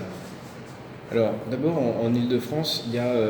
ça serait plutôt un démographe de vous parler de ça, mais je peux quand même néanmoins vous en dire quelques mots, parce que c'est d'évidence. Il y a des écarts de densité de population complètement fous. Paris, il y a un niveau de densité qui est énorme. Quand vous allez en grande banlieue parisienne, vous allez avoir des taux de densité qui sont très faibles et qui expliquent d'une certaine manière la précarité parce que, comme c'est très faible, il y a très peu de commerce, il y a très peu d'emplois, il y a très peu de... On est obligé de faire des énormes distances pour aller et venir. Vous allez au Mureau, par exemple, bon, voilà, il y a des taux de chômage colossaux, enfin, c'est bon.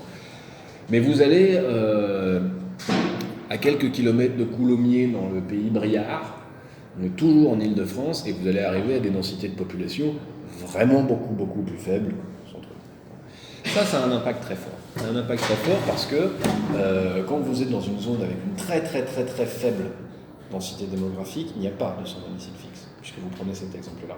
Il ne peut pas y en avoir. Pas forcément parce qu'il y a des réseaux de solidarité extrêmement forts, mais d'abord parce que le revenu, pas parce que le loyer est très faible, parce qu'il y a des tas d'espaces vides, mais enfin et surtout parce qu'on y crèverait instantanément si on devait vivre de la manche. Donc tant qu'on a des aides sociales, on peut vivre, et tant qu'on n'en a plus, on ne peut plus du tout vivre du tout, parce que c'est des environnements finalement qui sont plus durs. Bon. Si vous allez dans les grandes villes, il me semble, c'est une hypothèse que je ferais, qu'on ne fréquente pas du tout les sans domicile fixe. Ceux qui sont comme ça catégorisés. On les croise. On les croise, mais on ne les fréquente pas. J'entends par là qu'on ne va pas au PMU avec eux. On ne discute pas avec eux de politique. On n'a pas l'habitude de parler aux gens dont on a l'impression qu'ils sont un peu psychotiques, ce que permet beaucoup plus certaines civilités de province, pas toutes, mais enfin certaines. Donc on a des logiques d'exclusion dans une grande ville au nom d'une efficacité dans la vie quotidienne, telle qu'on produit effectivement une marginalisation beaucoup plus violente. Et comment fonctionnent les dispositifs d'État ou municipaux? Par l'exclusion. On rassemble les gens dans des centres et on les exclut. On passe par un numéro de téléphone.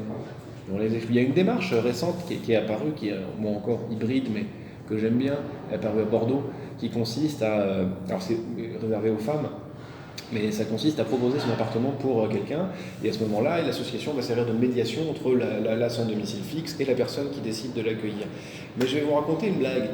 Il y a de ça maintenant 13 ans. Je ne sais pas si j'avais déjà commencé à enseigner ici. C'était à peu près la même année. J'ai fait une grève de la faim devant la grille de la Sorbonne. Et donc je suis resté avec ma tante dehors. devant la grille de la Sorbonne à pas manger pendant ce mouvement du CPE. Bon. Et au bout de 2 soirs, il y a le voisin d'à côté qui est venu me proposer de prendre une douche. Et c'était des gens très bourgeois, qui n'étaient pas d'accord avec moi, mais qui appréciaient le sens de ma démarche, et qui avaient envie de m'offrir une douche et de discuter avec moi un petit peu à cette occasion-là. Si un quart de la moitié du 10e des Parisiens faisaient ça tous les jours, plus de SDF dans Paris. Ça n'arrive pas parce que on a pris la disposition mentale d'en faire même pas des étrangers, mais des objets, des éléments de mobilier urbain en relation avec d'autres éléments de mobilier urbain. La violence du refus du verre d'eau dont je vous parlais tout à l'heure, c'est exactement la même et avec la même inhumanité que les dispositifs anti-SDF. C'est la même chose. C'est complètement insupportable si on y réfléchit 2 secondes. On accepte ça qu'à partir du moment où on est capable de déshumaniser totalement et donc de même pas accorder le statut d'étranger. En fait, et j'ai complètement oublié de vous le dire, ce qui faisait le nœud de cette conférence, mais j'étais très ému de cette histoire, le nœud de cette conférence, c'est de dire qu'en fait, et malgré les apparences, en France, étranger est une dignité. Voilà. C'est ça le point. C'est non seulement une catégorie, mais une dignité. Pourquoi est-ce qu'on peut dire que c'est une dignité ? Parce que le statut d'étranger peut être nié, et dans ce cas-là, effectivement, rebonjour, on est en quelque sorte dégradé vers un statut encore inférieur, qui est celui d'objet, de sous-humain, de personnes refusées à la table de la réciprocité. En même temps, il y a une sorte de paradoxe, que c'est pas vraiment une contradiction entre ça, ce que vous dites, parce qu'il y a effectivement cette exclusion qu'on voit, on ne côtoie pas les syndicats fixes, mais effectivement on les croise le plus souvent. Il y a plus un système en France et ailleurs de système d'assistance ou un système d'assurance où on vise à intégrer un certain nombre de personnes, on les catégorise comme étant des pauvres, mais ça remonte à très longtemps, etc. Et tout ce système d'intégration, en fait, ça crée une organisation asymétrique, un rapport asymétrique le commun avec ceux qui sont directement les premiers. Alors c'est tout ce que je me suis échiné à vous dire en fait, mais j'aurais pu, si j'avais choisi la ville de Reims, j'aurais pu vous en parler plus nettement. J'ai essayé de vous dire qu'en France même, les rapports de méfiance à l'étranger ont des traces de système d'intégration, ça c'est une chose, mais on aurait pu parler du mutualisme par exemple, des mouvements mutualistes. Et quand je dis Reims, c'est parce que Reims a une tradition d'organisation mutualiste. Une grande part des services sociaux de la mairie sont en fait assurés par des mutuelles ou par des associations. Et donc avec un ancrage politique très net, c'est une ville où il y a 45% de logement social, ce qui est très étonnant parce qu'elle a un visage comme ça de ville start-up qui s'est ouvert grâce au TGV, tralala, poète branché. Et puis avec les grosses industries du Champagne, dans les propriétés de Champagne, les journaliers, dans de nombreuses grandes propriétés de Champagne, il est offert à de nombreux journaliers, donc des travailleurs pauvres, de posséder quelques vignes. Ça sera une des conférences qui s'appelle j'ai des vignes, quelques vignes. Parce que vous savez, alors que les grands bourgeois vont eux dire j'ai un pied de vigne. Ça c'est plutôt dans le Bordelais. Je vous ai vu lever la main. Du coup, si j'ai bien suivi ce que vous dites, parce que c'est en fait finalement dire que quelqu'un est un étranger, c'est accepter le fait qu'il soit comme nous. À partir du moment où on dit que c'est quelqu'un de différent, il a plus le statut d'étranger, c'est un inférieur, il est objectisé, etc. Alors oui, et je vous dirai les choses plus précisément, vous me permettez de clarifier ma pensée en disant, déjà, dire étranger, c'est probablement par réflexe utiliser des catégories qui ne sont pas aussi excluantes on pourrait le croire, par rapport à ce que j'ai essayé de vous montrer, qui font référence à des modèles d'intégration qui ont existé. Bon. Et puis, c'est surtout parler avec l'étranger, quand bien même ce serait pour l'affronter, qui permet de le subjectiver, d'en faire un sujet. On se subjective, on accepte qu'on est l'étranger l'un de l'autre. Et ce que j'essaie de vous dire, c'est que quand on perd langue, quand on utilise des concepts, des catégories qui amènent à perdre langue, à refuser à l'autre toute dignité, toute fierté. Par exemple, d'être une Espagnole de Bayonne, d'être un Polonais de Metz, d'être un Lusitanien de Créteil, j'en sais rien, enfin voilà. Où est-ce que j'ai vu ça la dernière fois? C'était hyper drôle. J'arrive plus à retrouver. Oui, c'était à Reims. Je suis tombé dans un bar espagnol et il n'y avait rien qui soit pas jaune et rouge. C'est-à-dire que c'est rentré, tout était à la gloire de l'équipe d'Espagne, partout. Et on rentrait dans le bar de la communauté espagnole du coin, quoi. C'était je me suis senti moi-même très très étranger parce que personnellement déjà le foot, mais alors en plus l'équipe d'Espagne. Donc, ce à quoi j'ai essayé de vous amener, on va vous proposer, c'est dans le fond considérer les systèmes d'intégration existants, déjà, et regarder ce qui est à l'œuvre quand on est dans la désubjectivation, et quand on renonce au mode assez bourru, et qui a sa violence, de classification franchouille, voilà, le c'est pas des gens comme nous, par exemple. Pour revenir sur j'ai essayé de parsemer un petit peu ce que je vous racontais d'expérience d'anthropologue. Je voudrais vous raconter un autre truc d'anthropologue qui explique beaucoup la façon dont je m'attiffe quand je vais pas à des réunions bêtes de technocrates européens. Parce que pour chercher du fric, des fois, je suis obligé d'aller là-bas. Il est très important, pour être dans une possibilité d'intégration rapide, d'être inclassable. Il vaut mieux être un peu un guignol, un peu un clown, quelqu'un qu'on ne va pas prendre au sérieux tout de suite, pour être intégré, que être très très facilement classable. Et donc, non seulement je m'habille d'un côté élégant, d'un côté pas élégant, donc en haut, je sais pas, un truc genre 3 pièces, cravate, en bas un jean à moitié propre et en bas des chaussures pour aller faire des randos de montagne, un mélange, pas fou, mais un truc où on se dit tiens, c'est quoi ce type? Bon. Et ensuite, l'accent. Et dans beaucoup de terrains, très très naturellement, je vais produire un accent, sans même y penser, par réflexe de survie, qui sera un mélange entre un vieil accent parisien, qui va être entendu comme un accent un petit peu de l'Est, mais on ne sait pas bien d'où, et je vais le mélanger un peu avec l'accent du coin, sans faire exprès, ce qui ne va pas faire affecter. Et dès lors, si on ne sait pas bien dire d'où il vient, le type, l'intégration est beaucoup plus facile. Vous voyez ? Mais j'essaie de témoigner à travers ce texte-là d'une expérience du terrain France et comment on fait pour rentrer, que ce soit à Kergadavarne en Bretagne, je ne sais pas, à Saint-Amand-en-Puisée, à Bayonne, ailleurs quoi, à Agen, dans une forme d'adoption qui est au demeurant très disponible, qui existe, qui est travaillable, qui est assez grolandaise, mais qui existe, et qui fait l'essentiel du corps du pays, en réalité.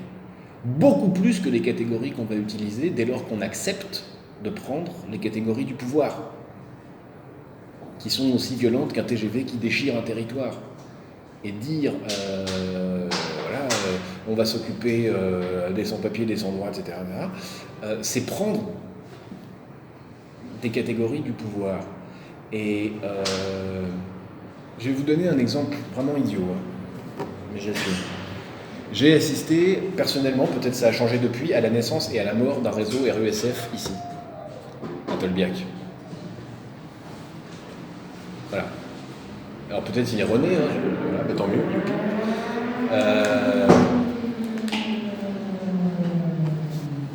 Et ce qui m'a sauté aux yeux dans cette histoire, c'est quand on parle de sans-papiers, c'est difficile de recruter massivement. Je veux dire, pas 20 000 étudiants, peut-être même pas 2000, mais peut-être bien 200. De recruter vraiment un réseau efficace de 200 personnes capables d'apporter de l'aide. Il y a des structures, notamment autour de Sud, ici, qui fonctionnent, qui apportent de l'aide, etc. Mais voilà. Et pourquoi ? Assez simplement parce que le sans-papier, ce nom-là, c'est une fiction. Il y a un écart terrible entre les gens qu'on rencontre, les étudiants avec qui on est, et puis ce statut-là. On ne dit pas un étudiant de Tolbiac ou une étudiante de Tolbiac. Quand on dit ça, d'ailleurs, on mobilise mieux. Mais dans le fond, c'est un comme nous parmi nous qui mobiliserait peut-être plus. Vous voyez ce que je veux dire ou pas? Non, ben, j'ai pas été clair. C'est qu'en utilisant les catégories du pouvoir, en réalité, on se retrouve avec des concepts qui sont très très peu mobilisatrices.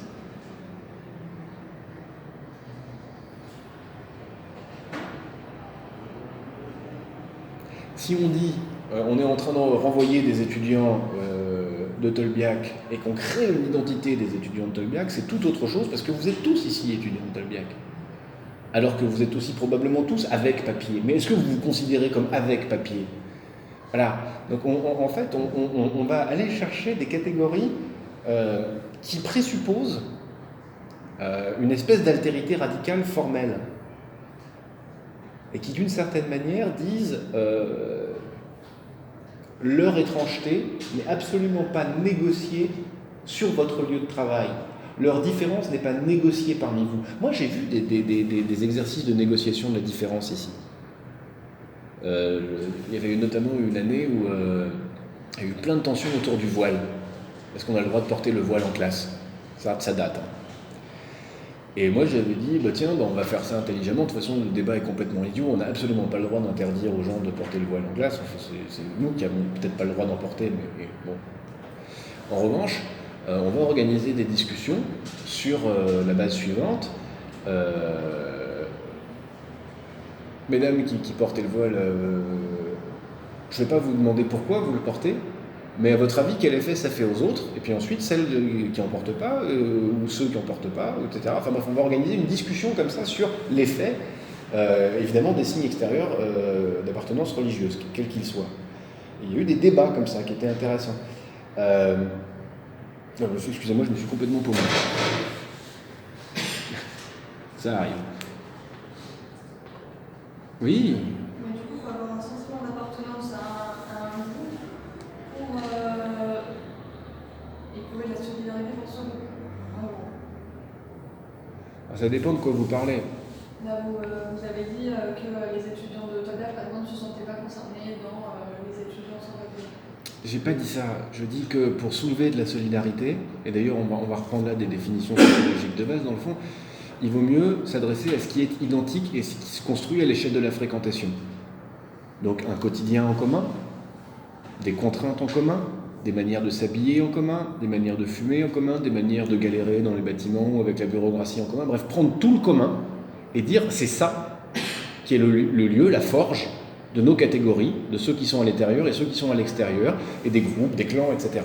Quand on prend une catégorie exogène à ce lieu de socialisation, alors elle a un faible pouvoir de mobilisation. Et je ne le dis pas dans l'absolu. Là, je le disais vraiment au sujet de Tolbiac, par un espèce d'effet de sidération. Comment se fait-il qu'il y ait si peu de mobilisation? On est quand même dans une université avec plusieurs milliers d'étudiants.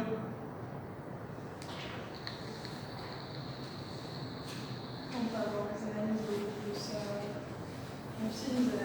Moi, je t'ai appelé sur le libéralisme, pas forcément un sentiment. Expliquez-moi.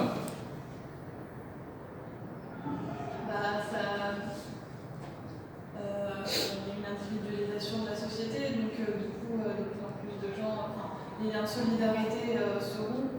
Donc du coup, on va moins avoir tendance à se réunir en groupe pour avoir des luttes communes, mais on va plus faire des luttes individuelles pour lutter individuellement pour des droits, mais pas comment dire, mais pas pour révolutionner toute une société, juste de réformer avec des droits et donc ça va faire une individualisation et du coup les étudiants se sentent plus concernés vu qu'ils vont penser à eux, à leur carrière, à leur avenir et à leurs droits qui leur sont propres. Alors, vous avez sûrement raison, et j'ai comme vous constaté ce genre d'effet de l'individualisme libéral, de l'idéologie dominante à Tolbiac, de la raréfaction dans les cours comme dans les discussions d'étudiants des références au marxisme, on pourrait développer. Mais moi, je suis sociologue de formation et je vois d'autres trucs. Et je vois par exemple que il y a une uniformisation des étudiants et des pratiques des étudiants qui est très forte. En d'autres termes, qu'on a des groupes extrêmement homogènes, qui sont identiques en ce sens. D'accord ? Et le fait est que, effectivement, ils se comportent plus en agents économiques et techniques, et peut-être qu'en ce sens, ils ont perdu langue. Moi, j'étais extrêmement choqué de voir que non seulement on voit très très peu non pas de discussions, de potins, etc., de conversations entre étudiants, ça on le voit beaucoup, mais de réunions, de construction, de cours parallèles, etc., dans l'espace qui est fait pour ça, finalement, dehors, en bas de la tour, mais par ailleurs que les profs discutent tellement peu de théorie, je veux dire, ou de politique, etc. On règle les problèmes administratifs et techniques, mais c'est tout. Comme si on avait à la fois un groupe extrêmement identique et qui ne se fréquentait pas. Et ça crée des faits sociaux extrêmement étonnants. Extrêmement étonnants. Vous êtes dans une université où il y a peut-être entre 4 et 8% de la population qui se prostitue et quasiment aucune mobilisation par rapport à ça. Vous êtes dans un ensemble prostitue. Comment ça Les derniers sondages qui avaient été faits sur une base déclarative indiquaient que c'était 4% de la population étudiante qui se prostituait. Donc, c'est pas un problème majeur. que de 4 à... C'est en lien, mais il faut abolir les... Non, c'est un problème majeur, je veux dire par là que dans une classe, dans un amphi, de 700 personnes, il y en a 70 qui sont dans cette situation-là. Bon, j'exagère, il y en a peut-être que 50, mais enfin si, c'est un fait extrêmement majeur. De la même manière, et j'avais envoyé des étudiants essayer de réfléchir à ça et en discuter, faire des interviews, c'est une université dans laquelle je n'ai jamais vu de couple gay s'embrasser. En 13 ans d'enseignement. Donc c'est un lieu très très très singulier, où effectivement il y a un haut niveau d'homogénéité et finalement un très très faible niveau de fréquentation. En d'autres termes, où chacun ne fait quasiment qu'accomplir une série de tâches administratives ou scolaires sans, je ne vais même pas dire être citoyen, sans être réellement quelqu'un de là, quelqu'un d'ici.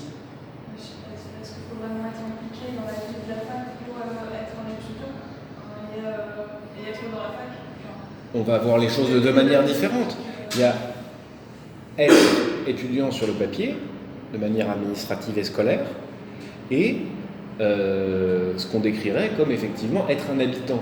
Et je vais faire le parallèle avec une des communes dont je parlais tout à l'heure, avec la problématique des lotis. En fait, c'est un peu comme si, ici, il n'y avait que des lotis. Il y a des gens qui ne font que se croiser, mais dans lesquels qui ne produisent pas de fréquentation, et effectivement, à partir de là, où ils sont à la fois identiques et sans lien d'appartenance. Et bien, vous avez le droit de ne pas être d'accord. Forcément, des appartenances, on est là, au même endroit, pour à peu près les mêmes raisons.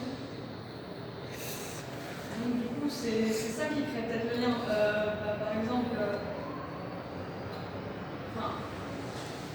de toute façon, l'école a été créée pour faire les liens d'appartenance. C'est les liens d'appartenance à une nation. Le but de l'école, c'est de... Sa création, ça a été déjà d'enlever les patois qui sont parlés dans les autres régions, mais aussi de créer une nation, de créer l'école républicaine a été créée pour créer... Disons qu'il y a plusieurs objectifs. Il y a l'idée d'avoir une population d'électeurs, parce qu'il faut quand même savoir lire et écrire pour ça. Il faut qu'on ait une population d'enfants qui ne travaillent plus et qui soient plus aux mains des curés. Voilà. il faut une armée mobilisable pour aller mettre la bataille à l'Allemagne. Enfin, on est dans cette idéologie-là par ailleurs. Mais Ça fait une identité commune. Mais là, Il y a des liens là-bas. là, vous parlez d'une entreprise identitaire.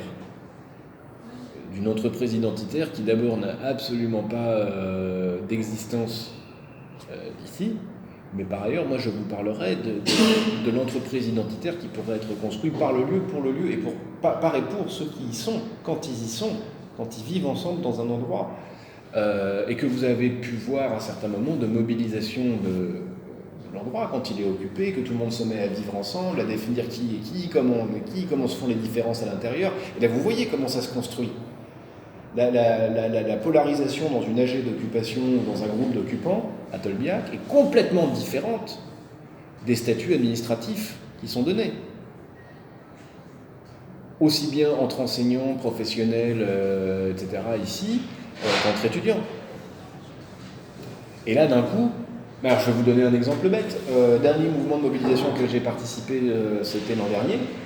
Les assemblées de professionnels qui étaient là, donc les gens des bibliothèques, du ménage, de la sécurité parfois, les enseignants vacataires, doctorants, etc., tout le monde, on était tous là.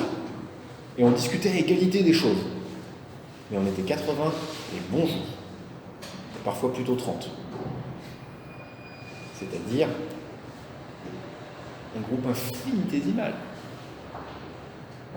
Donc ce processus de socialisation ne concerne finalement qu'un groupe hyper marginal, qui lui a son Tolbiac, oui, c'est vrai.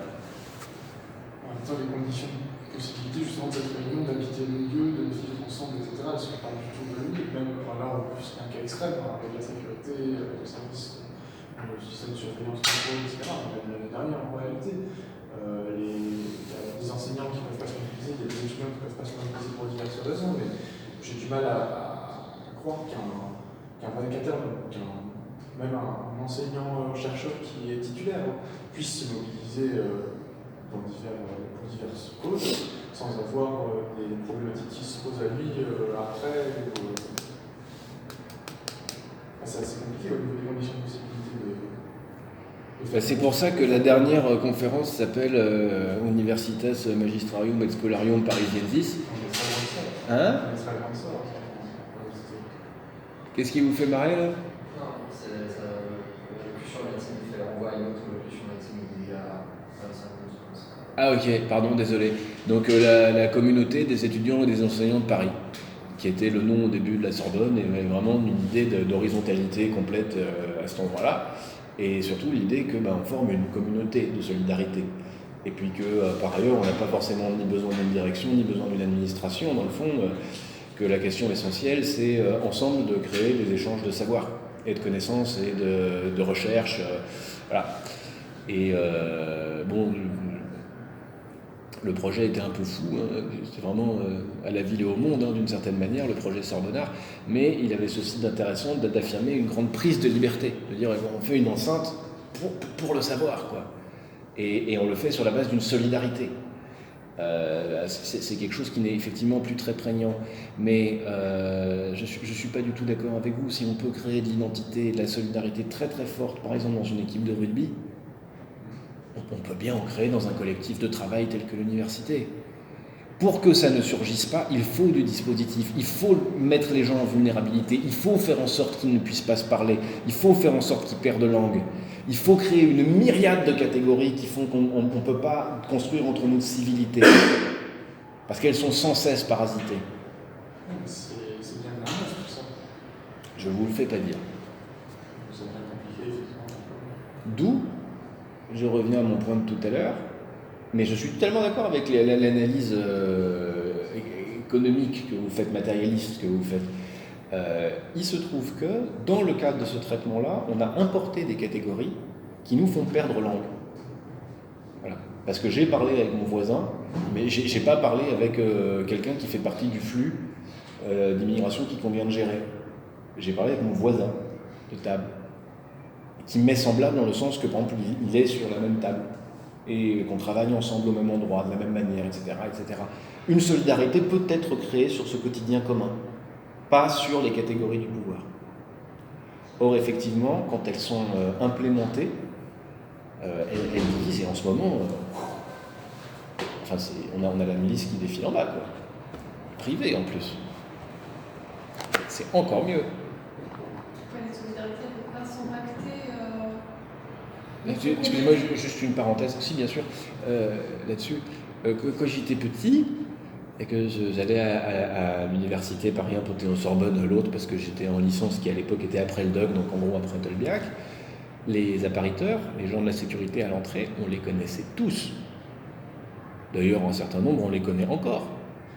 Avec ces compagnies de sécurité privées, le résultat, c'est que les gens qui sont sur la sécurité à Tolbiac, vous les connaissez tous. Mais les gens qui sont à l'entrée avec leur...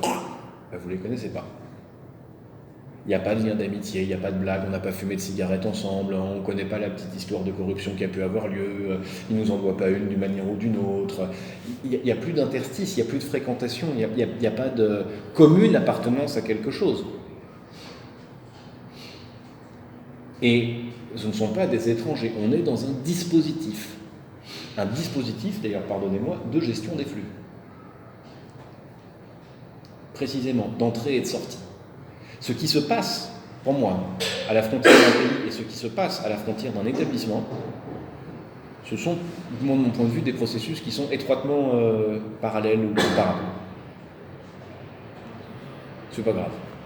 En gros, c'est la même chose à l'échelle de la frontière et à l'échelle de l'immeuble, quoi. C'est-à-dire qu'on crée un dispositif qui supprime ce que la fréquentation peut créer de savoir-faire culturel pour, même lorsqu'on est étranger les uns aux autres, entretenir des relations de reconnaissance mutuelle et des relations de réciprocité.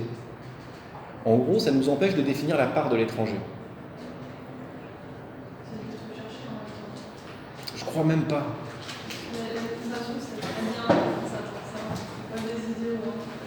D'abord, si, totalement.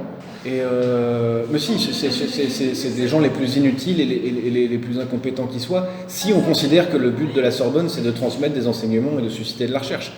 Donc en ça, ils sont complètement nuls. Mais en revanche, moi, de mon point de vue, par exemple, quand j'ai commencé à enseigner ici, les étrangers dans mes classes avaient un rôle que j'attendais avec beaucoup d'impatience. Et quand je parle d'étrangers, je veux dire benoîtement les gens qui venaient de systèmes d'éducation très très différents du français.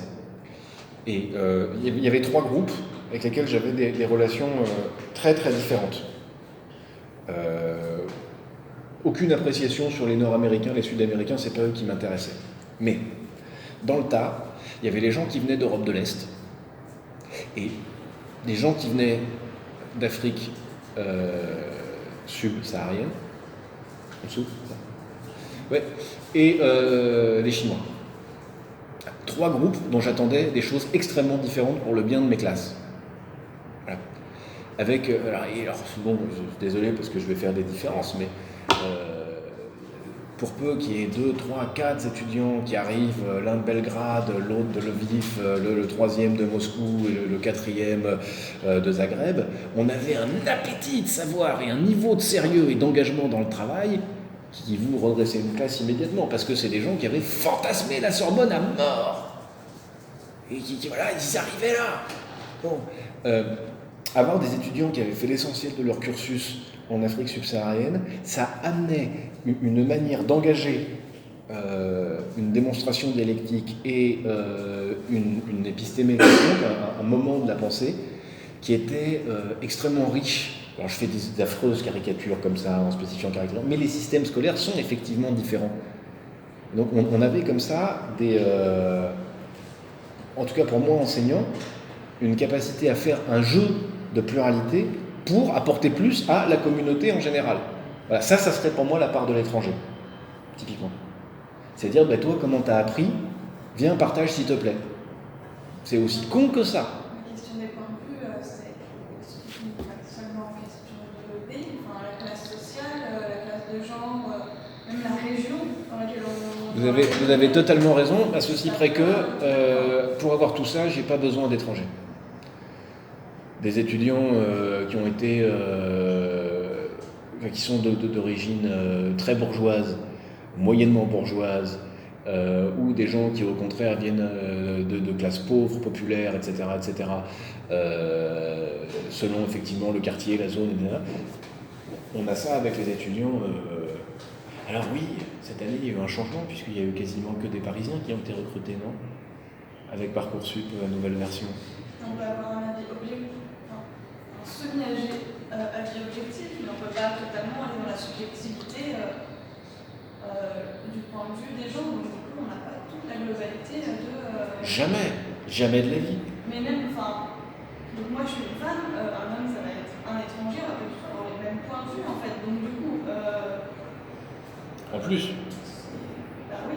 Enfin, Et néanmoins, moi je vous apportais un truc très très simple qui est comment est-ce que les uns et les autres ont appris à être scolaires. C'est ce point-là que j'adresse. Il y a des différences garçons-filles dans l'éducation. Ça c'est dans le traitement par le système scolaire, c'est absolument exact.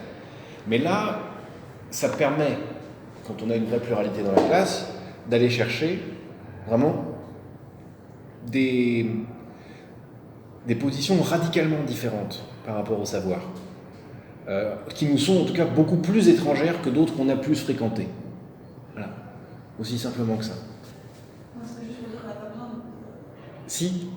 Si on a besoin. d'avoir un fantasme autour de l'immigration, des trucs comme ça.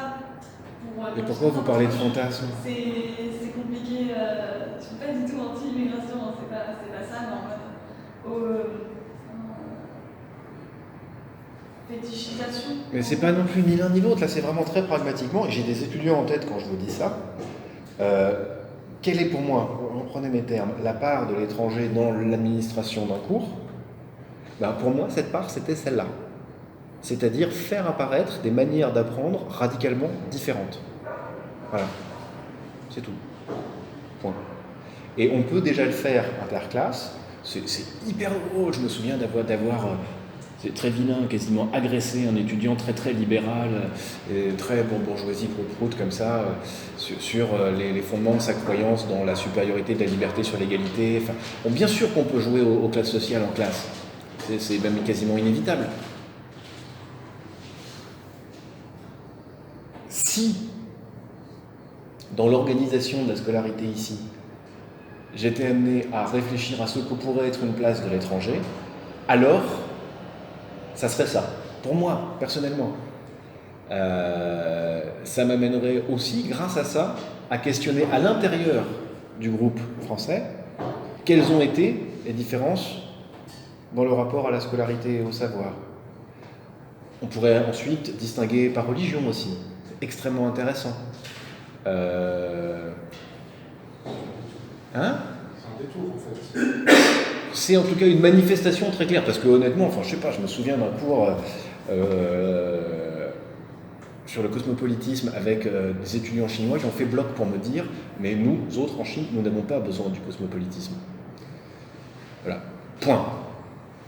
Parce que dans notre système de pensée, parce que dans l'organisation du travail, parce que ceci et cela, ça ne convient pas, nous avons trouvé une autre solution.